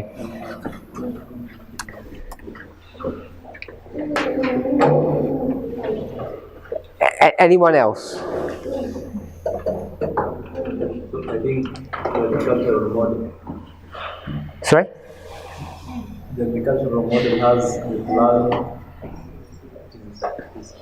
at a point, the sowing happens, the former rain comes, and the latter rain when they harvest.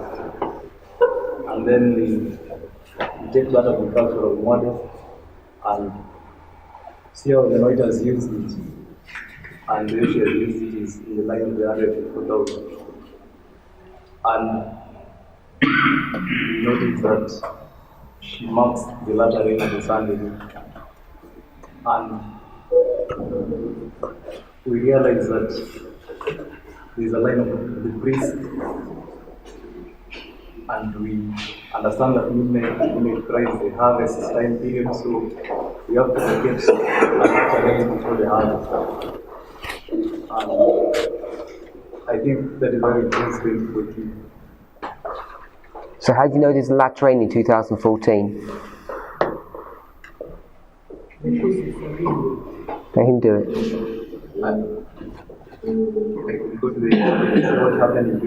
Tell us what happened to make you think there was a latter rain.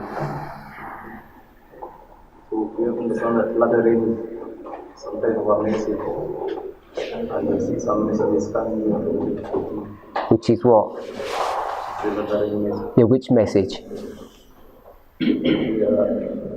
Basically all from Ezra 7:9. Ezra 7:9? I think I agree with what he says in the sense that for me to believe the agricultural model that is the primary to show us 2014 is a Sunday law. And if you remember, the first time 2014 you are showing, all you are showing it as the latter rain. I remember you going to Joel 2:23, where it says that you receive both the former and the latter rain in the first month. And then if my memory serves me right, you said we can apply the number 30 from 9:11 to midnight. And if we have to receive both the former and the latter rain in the first month, so that is a 30 from 9/11 to midnight, you can say you received the former rain for 15 days and then the latter rain for 15. And we know 2014 is a midway. So you can argue that from 9/11 to 2014 you received the former rain, which is 15, then midpoint 2014, from 2014 to midnight you received the latter rain. So that shows you that 2014 is the transition. So, and if you go to the latter rain, the Sunday law, you have a separation, just as we have a separation in 2014. And what's the separation?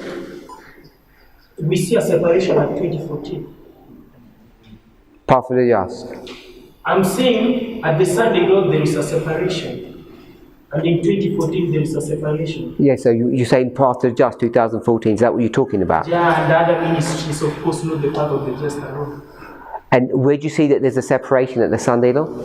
Yeah, there is. Where? Sister White, I think, says direct. Daniel 11:41? Monday shall be overthrown? Yeah, not even that. I think when Sister White speaks about the Sunday law, she seems to say that in that crisis there's a separation. GC 608, something like that? But I can find several quotes to show that in the Sunday law crisis there will be a separation. I don't have them at hand, but I know okay. Sorry? Jesus is always final. So in the point of separation, I think that's what brings a Sunday law, because that's what marks the Sunday law, because there are two crops. As what my brother said, in the parable of Matthew 13, there are two crops, and that marks the transition from the former rain to that rain. And they're going to separate then? Yeah. In the parable? No. He says, let them both grow together. When they are seen, that marks the transition. Yeah, but he says when they separate. You did. No, I said there is a separation. I didn't type that. Separation. There's a separation at the Sunday law. He said. And you're just saying they see the difference at the Sunday law. I'm just like they're two different models. Because what are the servants wanting to do at the Sunday law? Together. They said, can we separate them? He says, no, you're not allowed to separate them. That's what I'm just picking up. That he says that we can show the separation. I just asked you what model that is. And you said it's the model of Matthew 13. In Matthew 13 it says, don't separate them. Let them be together. So he's okay because he didn't use Matthew 13. He uses something else. Matthew 13 is not separation. So 2014, are we okay with 2014? April, this is Sunday law. We're going to go to the line of the 144,000, pick up a structure. Latter rain is connected to the Sunday law. We know that. Sunday law is the latter rain, we know that. Then we're going to come to 2014, and the latter rain is this flood of information that we see. We can create a structure to expect a waymark from 9/11 to Raphia or midnight, whatever we want to call that. And we're expecting this waymark there. And it should be when we get this great flood of light, because it's the latter rain, it's the outpouring of the Holy Spirit. And we see that in Ezra 7. Not coincidence that Ezra 7 is the very passage, if not the premier passage, that unlocks the history for Samuel Snow. And we'll stop there. Yeah, I just wanted to ask, we know that 2014 is a peculiar waymark in its own, because we don't even those evidences in 2012. 2014, when it's being predicted as a Sunday law. So maybe you could tell us briefly, what were you thinking when you were seeing 2014 as a Sunday law? So it's what people have said, go back to 1888, there's this agitation of the Sunday law, so it was just assumed that this would be the Sunday law before fractals were understood, so this was meant to be 1141, so there's a clarification on that issue that needs to be made, because it's not 1141, we realise that. Then you've got the angels of Revelation 18 at both places, so it's everything that people have said. So I just wanted to gather all the thoughts together. I'm not saying people are wrong in their logic or their understanding, but I think if you're going to be do it properly, you'd have to go to the big line, create a structure, former reign, latter reign, and come back to this history. Then all the details about ISIS, Crimea can all plug into here, but at a fractal level. But I don't think you can use those things at the fractal level initially. Okay, so if we're okay with 2014, the other one, hopefully we're okay. That's 2019.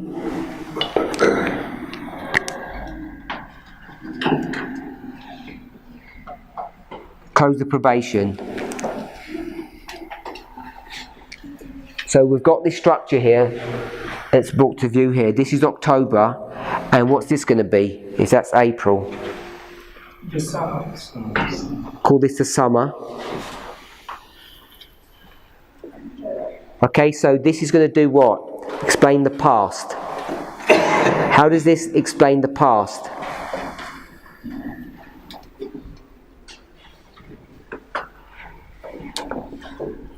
What's happened here? Before we do that, Okay. we introduced the waymark before the alarm and before the loud cry, which was 1838 and 1848. So I don't know if you can see something similar like So we want to put something here before that. What we're going to put there? Sorry? So it's not you, it's the chairs. You got to shout. July and August. Let me do it this way. This is our line, this is their line. What would we mark here?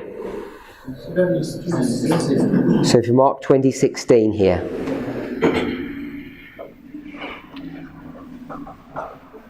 So in the line of 1848. That's what he said. 1848, 1838, and It's not time. sorry. It's not time. How we going to work that out? You need to July 21st and August. Or So in this history, we haven't specifically done anything. I don't know if we might mark it May 2nd. I'm not sure we didn't do this one here, did we? Depending on how we're gonna lay that out, we weren't specific. What's this way marked here in Millerite history then? Sorry? I think I'm getting confused because we had marked that we had drawn a structure where we marked 2016 with April. With marks. With many characteristics that show 2016 and April 19 are the same. And we marked 2014 to be the alarm.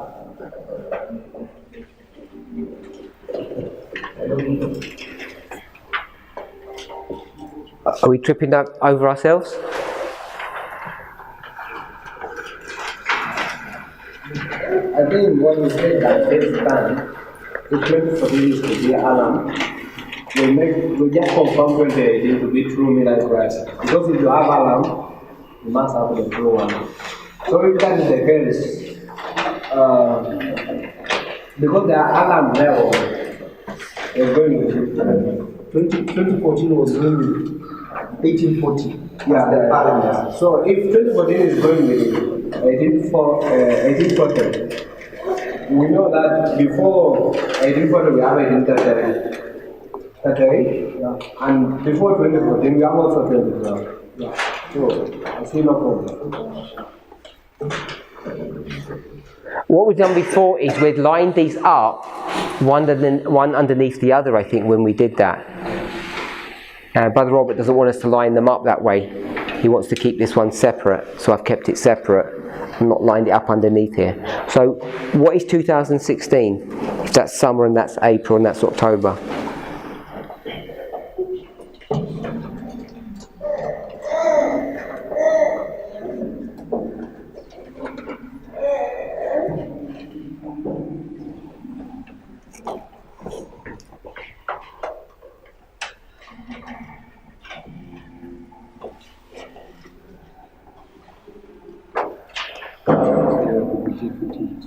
Sorry? Can't you try not with 1848? No. Because 1848 is not in this line. You've got to line it up in this line. Because this isn't October, this is 63. So you're going to do that one.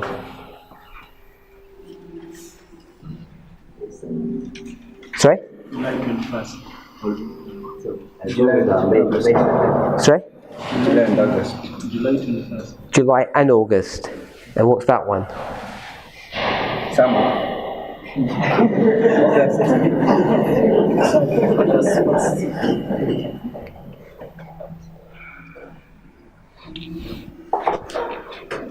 think the this May 2nd. Sorry?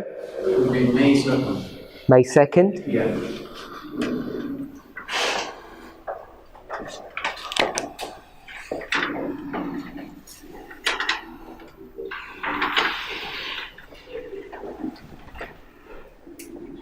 Someone had their hand up? I was thinking of August first. August 1st? Concord?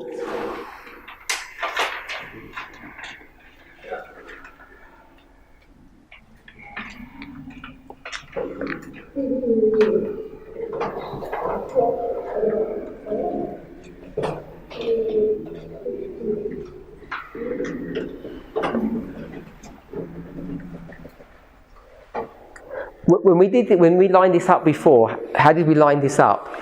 Because it must be in your notes. It means 2016 as Concord, August first.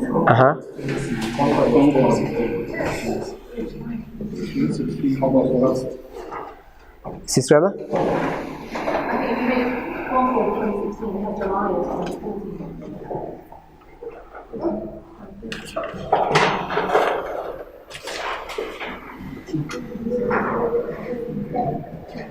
I think when you were making that one, because you were making 2014 to July, and not April. When I'm making April, you are making July. So when we did it initially, we had this as July. Sorry? And we did it from 1840 because we developed the line from 611. That's how we did that. So why April and not July?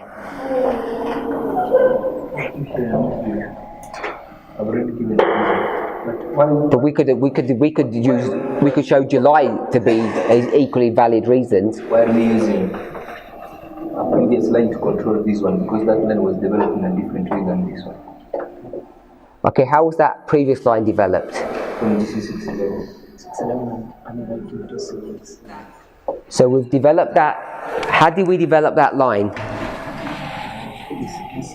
We've got 1840 to 44 is a glorious manifestation of the power of God, and this is to be superseded by the second angel's message, Revelation 18, which is the Sunday law to the close of probation. So we did that. And 40 to 44, we said this was the alarm, and then we said this was the true midnight cry, which is the summer, and therefore this is the loud cry. And what else did we do? We had 38 here, and then we had here this is 2012. I've got the Sunday law, but this is 2014. Is that right? Yeah. And then this is 18, and this is 19. And then we said, here we've got April 44, and we lined that up with 2016. How are we lining April with 2016? I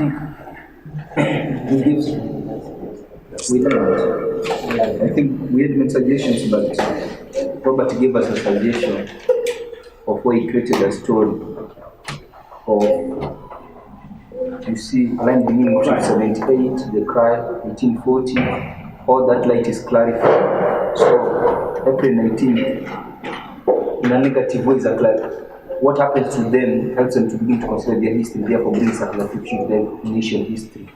2016 clarifies our message from 89 to 9/11. So this becomes July, this is August, and this is August. This is Boston, this is Concord, and this is Exeter. And we have therefore a threaded information all the way through. It's 3 camp meetings. And this one, 1840 is time, April is time, and the summer is time. It's true midnight cry. So we've got a thread of time. That's how we line those up. Sorry? Clarification on time, yes. Right. So we use that line to develop that logic. Everybody, if we're okay with that. Now when we're approaching this one, are we going to approach it in the same way? Because here we had 40 to 44, and here we don't have 40 to 44, we have April to October. It's exactly the same structure. We've got the cry in the middle, but it's not 40 to 44, it's only a 6-month history. So we're approaching the same problem in a different way. If we're approaching it in a different way, it doesn't mean we can still just call this July, because we used it before. So maybe we have to rethink about it. Do people see the dilemma? Yeah? That's why we're looking here to see these are probably different waymarks. Even though it looks the same here at this end, and this is the same. This is the summer. These two are the same. But this end has been shrunk 3.5 years. A bit more. Does that make sense? Sister Emma? You're taking notes and you're lost. That's not good. 40 to 44 is a glorious manifestation of the power of God. 40 lines up with the angel of Revelation 18. The angel of Revelation 18 is the Sunday law. The Sunday law is 2014. So 2014 is 1840. October lines up with the close of probation, lines up with Raphia. So we've got 2014 to Raphia. So once you do that, you've got 2014, 2016, 2018, 2019. So we've got all of that. And then we're saying this is July, August and August. 3 camp meetings, Boston, Concord and Exeter. The reason we made this July is because we're going to go back here and we've got 1838 to 1840 and we've got 2012 to 2014. And I guess part of the logic that we said is when we marked these 3 camp meetings is because we'd extended the line back and we had 9/11 and 9/11 is April. That's part of the logic that we used to make this July. What I see, what we did last time, we compared 2016 to 1840, and then 2016 to April 19 to 1844. That's exactly what I got. 2016, April 44.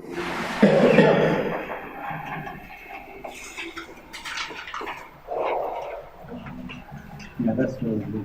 Sorry? And there you brought April. Yes, so what we're saying is that this model here is not the same as this model. It's the same structure, but it's not the same model.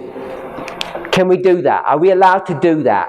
Are we allowed to get the same structure and put in different dates? Well, obviously we are, because we're saying 2014, 18 and 19 is this history here. And this history is April. I mean, just even at that level, it's April. If we're okay with that.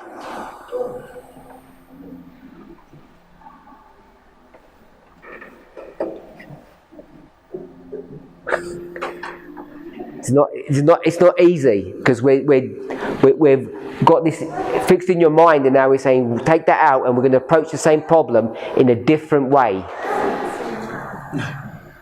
Because this is not 1840. It's not this logic. It's a different logic. What we did was we said, hey, look, we can do this. And then we said, let's go back to this history.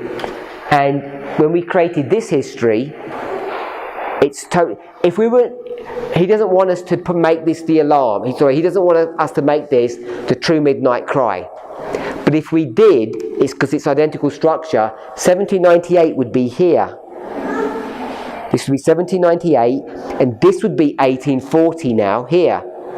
But in this model, 1840 is back here. This would be 1840, and this would be April. April would come here, if we were going to do that. I think there's some legitimacy to do that, but Brother Roger is going to want to do this as a separate line, because he's going to say, this alarm here is what date? Not him. What date would that alarm be? Sorry? In our history. I'm saying 2018? No, because he doesn't want to do line upon line. This is a separate history. This is over here. Because this is the alarm. This is the true midnight cry. This is the true midnight cry. That's the alarm. So what date was that? When are we sounding the alarm? 2014. It's 9/11. If I'm guessing what he's saying, this is 9/11, and it's going to take you to where? 2014. Starting time of the end. So you could do all of that. It has all the identical characteristics of it, but if you've got an alarm and the true, then it helps us to understand and explain what 9/11 was. Which is dangerously close to your brothers who are just down the road. Yeah? We've got to be honest, one thing that should mark this movement should be intellectual honesty. And if we're saying similar things to other people, even though they're our sworn enemies because they hate us or whatever it is, I think we should still be true to what we believe. I don't think it's even related closely to what they're saying. The dynamics are different, but it has those characteristics. This is the alarm. The alarm is not a type or a precursor. It is a genuine waymark in and of itself. It's the alarm, and now we have the true. Is that what you were going to want to do? Yeah, with those waymarks? 89, 9/11, 2014. So 9/11 is supposed to point you to 2014. If you watch Sister Tessie's studies, is that not what she has done? Yeah? In fact, you explained it to us to even mark this as to what 2014 was. This is the Freedom Act, which is the replacement of the Patriot Act. 9/11 Patriot Act. So they're connected. The Patriot Act is the alarm of the Freedom Act, if we want to express it that way. So are we okay? This is April, summer and October. This one here,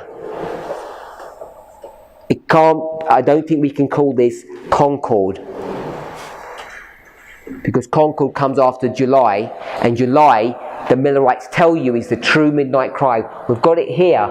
We've got the summer, and they're all clustered together as a singular unit.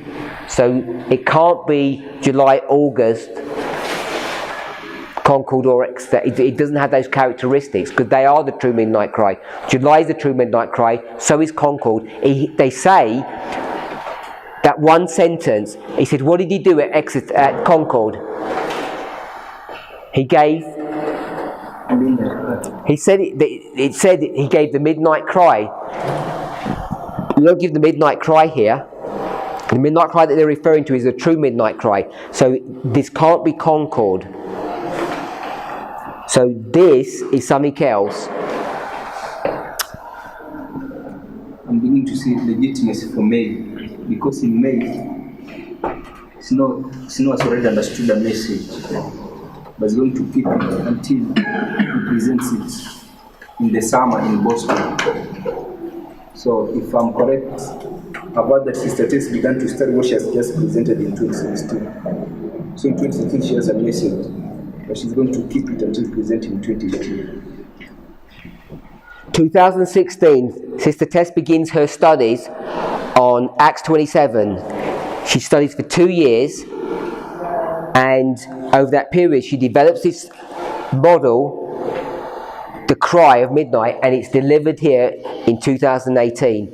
In May 2nd, Samuel Snow understands the message and he's going to deliver it in the summer. I think you just see the same relationship with 48 and 50. Maturity of the messaging. Explain 48 and 50 for us. In 48, the message is mature, but in 50, they are not prepared to give it. And the rules of preparation to give the message in 48, and the giving of the message in some of the chapters in 50. 48, the message is mature, and 50, they're going to give it. Tell me if this is dangerous. 2 years, 2 years, 2 years, 2 months.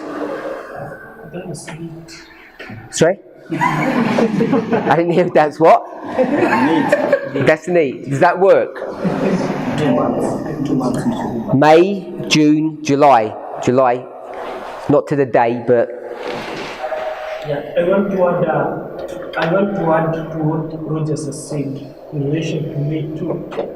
And I think May 2 can be 2016 when we look at it from the perspective of definite time. In May 2, that is when snow comes, according to the published article, that's when it comes with a definite time. Because before that, he used to work with that season like in the autumn. But now in May 2, I think he's sure that it's going to be 22nd October. And in 2016, we can see we start understanding also, we start coming up with a definite time. If Sister Tess is understanding Acts 27, I can say he started being awakened on this issue of definite time, which starts there but is going to increase in knowledge until 2018. I know I've got hands up, but we're not going to finish this study, so there's too much to do. We're not even going to look at all the characteristics. But let's just summarize something. From May 2nd to July 21st, tell me if I'm misunderstanding this. Is that 220? Or was it 220 something else? It is 81. Sorry? It is 81. 81. Yes. From here, May 2nd to July 21st, yes. It's 81 days. Yes. And where do we get 2 months and 20 days? Or am I making that up?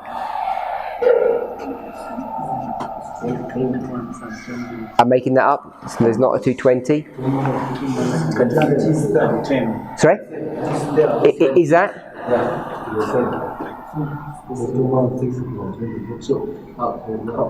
May is 21. 2 months and 20 days. So it's 2 months and 20 days. And it's 81 days. Okay, so remember, one of the things we've been looking at to see is the chart making business here. One voice that God has led. It's rubber stamped by a prophet. In the summer, you've got 2 messages. You've got this dead message which says what? We have no direction. We don't know where we're going. We have a message that we love, but it's going nowhere. At exactly the same time, Snow's going to be raised up and he's going to give a message that gives you exact direction. We've got 2 years, 2 months, 2 years, and 2 years, 220 and 81.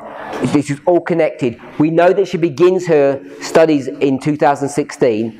She has no agenda to give that piece of information. There's no pre-engineering of that. It was just a statement of fact.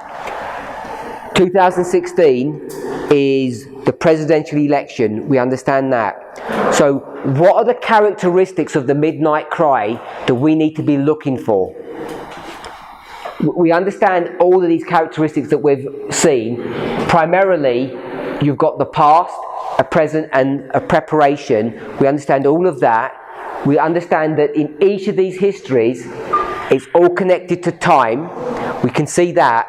But what I want us to see is that when the cry comes here, it's got some history behind it. When the alarm comes, it's got a history behind it, 1838. When he comes in the summer, it's got history behind it, which is May. When the cry comes in 50, there's a history behind it in 48. And they're all connected together.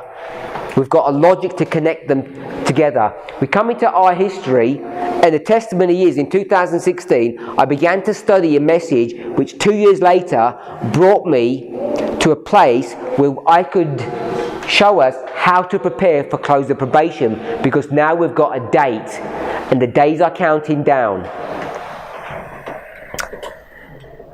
So I think we've created a structure now, even though we haven't filled in the details, that show you what the characteristics you should expect to see if you want to identify what the true midnight cry message is. It's a singular message, a singular message, it's a singular message. There are competing voices in that history, but there's still one that is being led and given by God, which has this characteristics that you can see how God was in the making of this, or in the preparation of this. So I think that's quite profound, that we're in the history of the midnight cry today, as we're walking over this special ground, that we're now able to explain the past. Do we understand what 2014 is? After everything that we've said, we know it's not a Sunday law. We know that externally there's a struggle going on in the United States because of a technology that comes from the United Kingdom and is given to the United States 2 years before 2014, in 2012. Externally, there's a tension because who's just become president? Obama. It's his second term. It's his doubling. And now there's this technology that's been transported from the UK to America, and he wants to resist this. You get a third party that comes in, and who's that? Snowden comes in. And Snowden is whose enemy? Obama's enemy. But Obama is going to end up doing something that he knows he shouldn't do, which is supporting the continuation of the Patriot Act. So we see that dynamic, and we see the same dynamic in 2014 internally. There's a struggle over the very message of 2014, which entered into the United States in 2012. So when you see that dynamic, nobody in this movement seems to understand what was going on until here. Now this history is explained. It's explained. It's not a Sunday law in its classic sense. If it's not a Sunday law, you know that 9/11 was not a Sunday law. We know it wasn't a Sunday law. It was a Patriot Act, and the Patriot Act is connected to 2014. 2014 is demonstrated not to be that.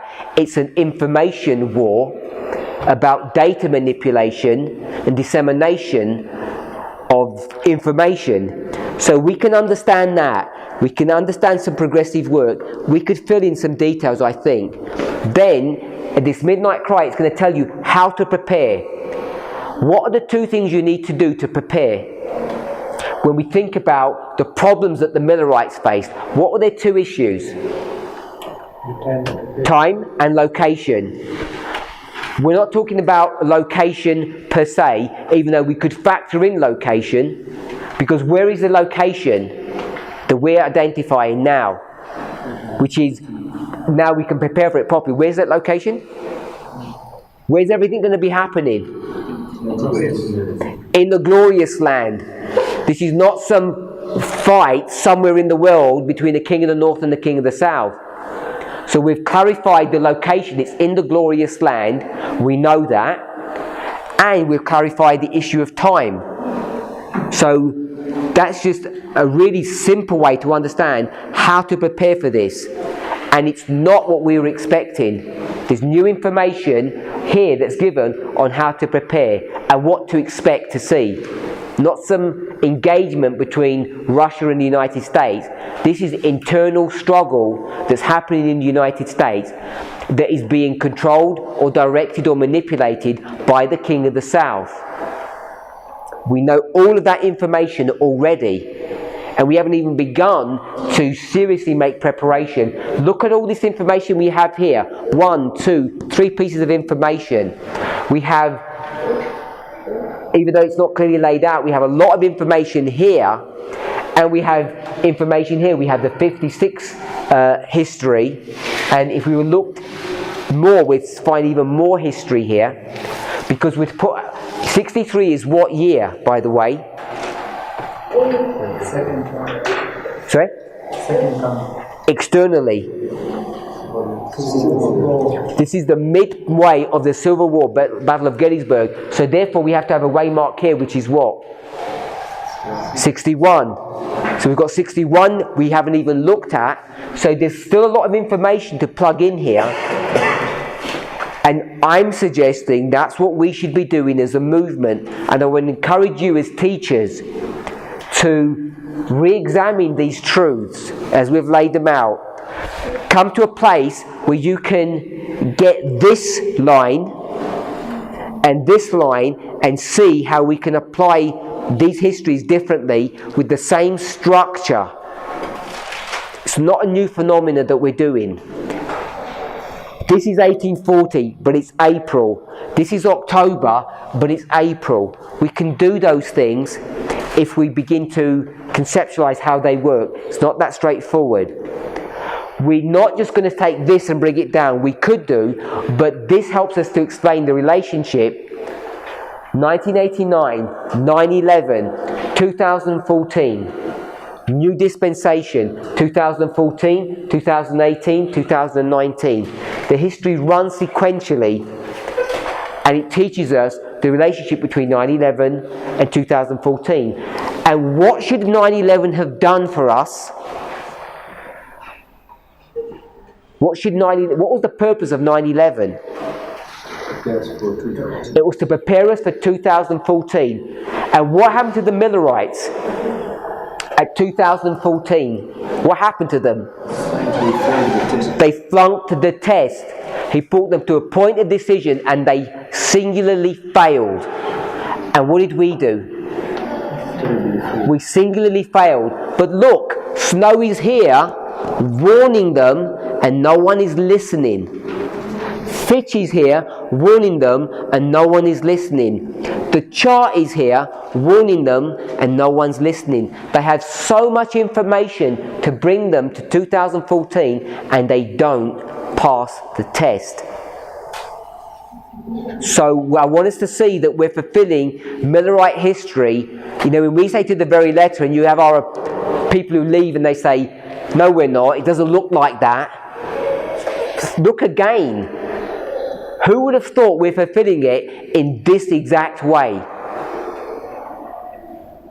Who would have imagined that we can track these 1, 2, 3, and these are standard waymarks in a reform line. And what we've done is we've taken the standard waymarks, not created new ones, not done some kind of let's turn things upside down and call one thing another thing. We took them at face value and look how much more light we're seeing.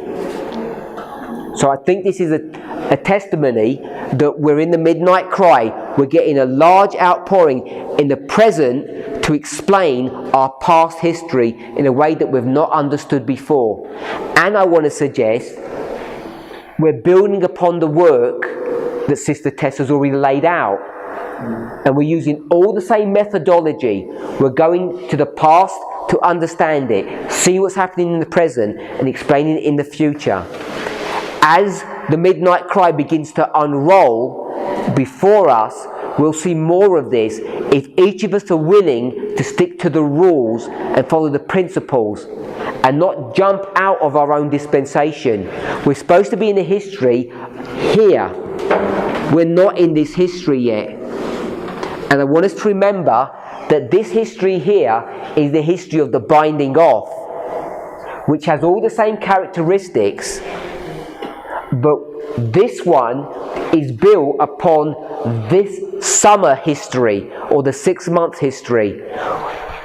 9/11 history is built upon this one. We have a further one to consider here. What is this going to teach us about this event here? It's all in this line here. What's the premier thing we're going to see? We're going to see a disappointment. We now know even what the characteristics of that disappointment are going to be. What's going to drive it? Because if we're following Millerite history carefully, it's connected to the third angel. There's going to be a failure on time. There's going to be a shut door. We could go through this and we could begin to make some serious proper application about what the failure is even going to be. This message is pregnant with all of these things if we're willing to search them out and stop wasting our time in needless pursuits. All of us are teachers. We all have a responsibility to simplify these truths for the people who we're teaching and fellowshipping with, to the people who are coming in. These things, I'm pretty certain, are not for them at this stage in their experience. So we have to be wise about what we're going to teach and what we're not going to teach. We have two things. We have a sword in one hand and a work tool in another, just like Nehemiah and the people. We have to think about what we're doing. There's a twofold work to do. We need to prepare for this, but we also need to build people up. I really want to admonish us, our last class, last day of school, to think about all the things that we've spoken about. And I want us to go away with one overarching thought. It's not about even all of this and the excitement of that. It's about going and reading carefully, which we're not, most of us are not willing to do. We're not used to doing that. We always fall into this position that we teach this, the movement says that, and we're not careful in our reading. We need to be careful. If we're confronted with challenges that look ugly, that 9/11 is the alarm of 2014, but it's also the alarm of what? Raffia. It's not the type of raffia, it's just its alarm. It may sound similar to what other people are saying, but it's not. The track of truth and the track of error lie close together, and they may look the same, but they're not. There are many things that we still need to discover. I hope we've all enjoyed 3 weeks. It's gone by really quickly.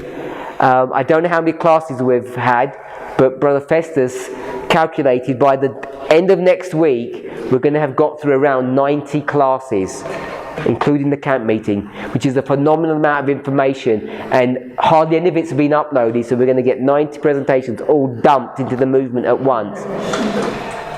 So I don't know how people are even going to see any of that, because it will be probably too much information for them. So I think hopefully you've seen it's a privilege to be here, not just on some of the new cutting edge truths that we've been shown by the Lord, but also just enjoyed the fellowshipping, making friendships, and the exercise of reading carefully. Above all of that, I hope the classes have been interesting, that you haven't found them boring and monotonous. I've really enjoyed my time, and it's been a blessing meeting you all. Let's pray.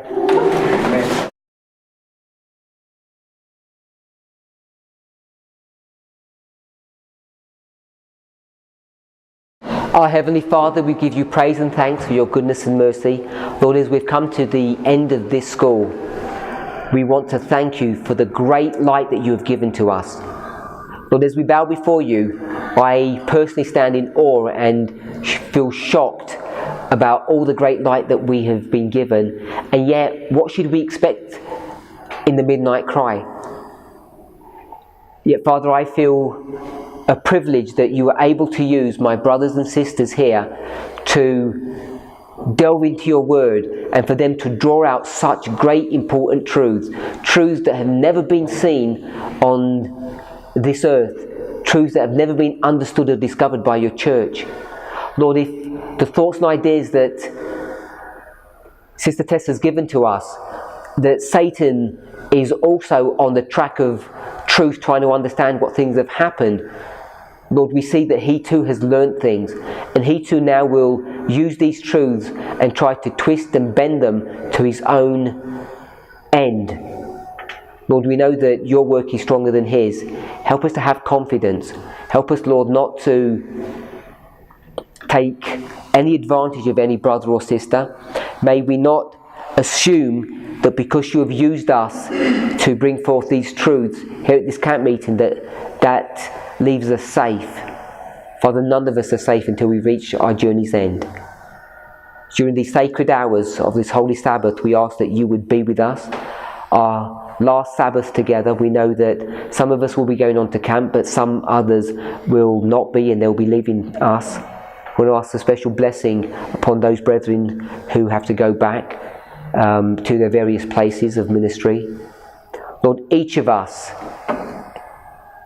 who are teachers here represent tens of people who are relying upon us to go back to share not just these truths, but just the Word of God. May each of us take the responsibility, whether we're full-time or part-time, seriously, that we may do your will. Endow each of us with a special outpouring of your Holy Spirit. Some of us are new, some of us don't understand these things, and they may be so complex, we may have just given up and feel that we're lost. Inspire us, Father, that we might be hopeful, and that not only that we might be helpful to those around us. Bless us, Father, as we prepare for 2019, in Jesus' name.